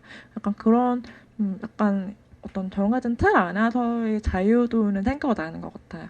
그리고 캐릭터들은 어디까지나 저랑 다른 인물들이기 때문에 약간 어떻게 보면 그런 사회적인 상상력을 확장해 나가는 게 작가로서의 의미이기도 하고 독자가 재밌게 느낄 수 있는 즐거움이기도 하다고 생각을 합니다. 그걸 잘 쓰는 게 작가의 능력이 되는 것 같죠. 이거는 이제 이것도 다른 얘기인데요. 톨킨 같은 경우에는 글을 쓸 때 자기의 세계랑 캐릭터를 모조리 다 설정을 해놓은 다음에 머릿속으로 이제 시뮬레이션을 한다고 하더라고요. 어떤 일이 일어날지. 그리고 그게 만약 내 생각에 재미가 없다거나 아니면은 다른 이야기가 돼야 될 것 같다 그러면 다 폐기를 하고 처음부터 다시 시뮬레이션을 한다고 합니다. 그래서 글을 쓰는데 굉장히 오래 걸린다. 이런 이야기를 들은 것 같습니다. 네. 또 질문이 혹시 또 있으신가요? 저희 이제 마지막 질문을 받고 끝내야 될 것 같은데 혹시 질문이 오늘 돌아가서 이불킥을 할 것 같다 이 얘기를 안 하면 그렇게 생각하시는 분이 계시다면 지금 기회를 활용을 하시면 되는데 없으신 것 같네요. 그러면 작가님 오늘 저희랑 북토크 진행하셨는데 오늘 소감 한마디 말씀해 주실 수 있을까요? 아는 분들이라서 그런지 편하게 재밌었고요. 그리고 오늘 포항에 와서 더 좋은 것 같아요. 제가 포항에 올 기회가 없었는데 그동안 북토크 말고 그냥 저희 모교에서 저에게 일자리를 주신다고 강연 초청을 해주시긴 했지만 책에 대한 이야기는 아니었는데 이렇게 와서 책에 대해서 이야기를 하는 게 굉장히 특별한 경험인 것 같습니다. 그리고 저는 이 책방을 좋아하는데 좋아하는 거 치고 자주 못 왔거든요. 그래서 오랜만에 또 이렇게 와보니까 되게 좋네요. 네, 감사합니다. 그리고 공상님은 오늘 어떠셨어요? 네, 사실 저는 좀 걱정 같은 걸 많이 했는데 잘 돼서 다행이라고 생각하고 또 그 오늘 알아봐 주신 분이 너무 많아가지고 좀 뿌듯했어요. 오늘 이제 만나서 아까 어떤 분이 이제 토끼님, 공상님 이렇게 불러주셔가지고 너무 그때 약간 심쿵했거든요. 그래서 너무 뜻깊은 시간이었고 진짜 오늘 행사를 하게 된 게 정말 영광인 것 같습니다. 네. 네, 저도 너무 즐거운 시간이었고, 너무 긴장하면서, 사실 걱정하면서 준비를 나름 열심히 한다고 했는데, 즐거운 시간이셨나요? 아, 네, 감사합니다. 저희 또 방송도 혹시 재밌으셨다면 들어주시면 정말 감사하겠고요. 팟빵이나 파티, 페이스북, 유튜브에서 보실 수 있으니까요. 네, 명함도 챙겨가시면 되겠습니다. 그러면 여러분 다음 방송에서 만나요.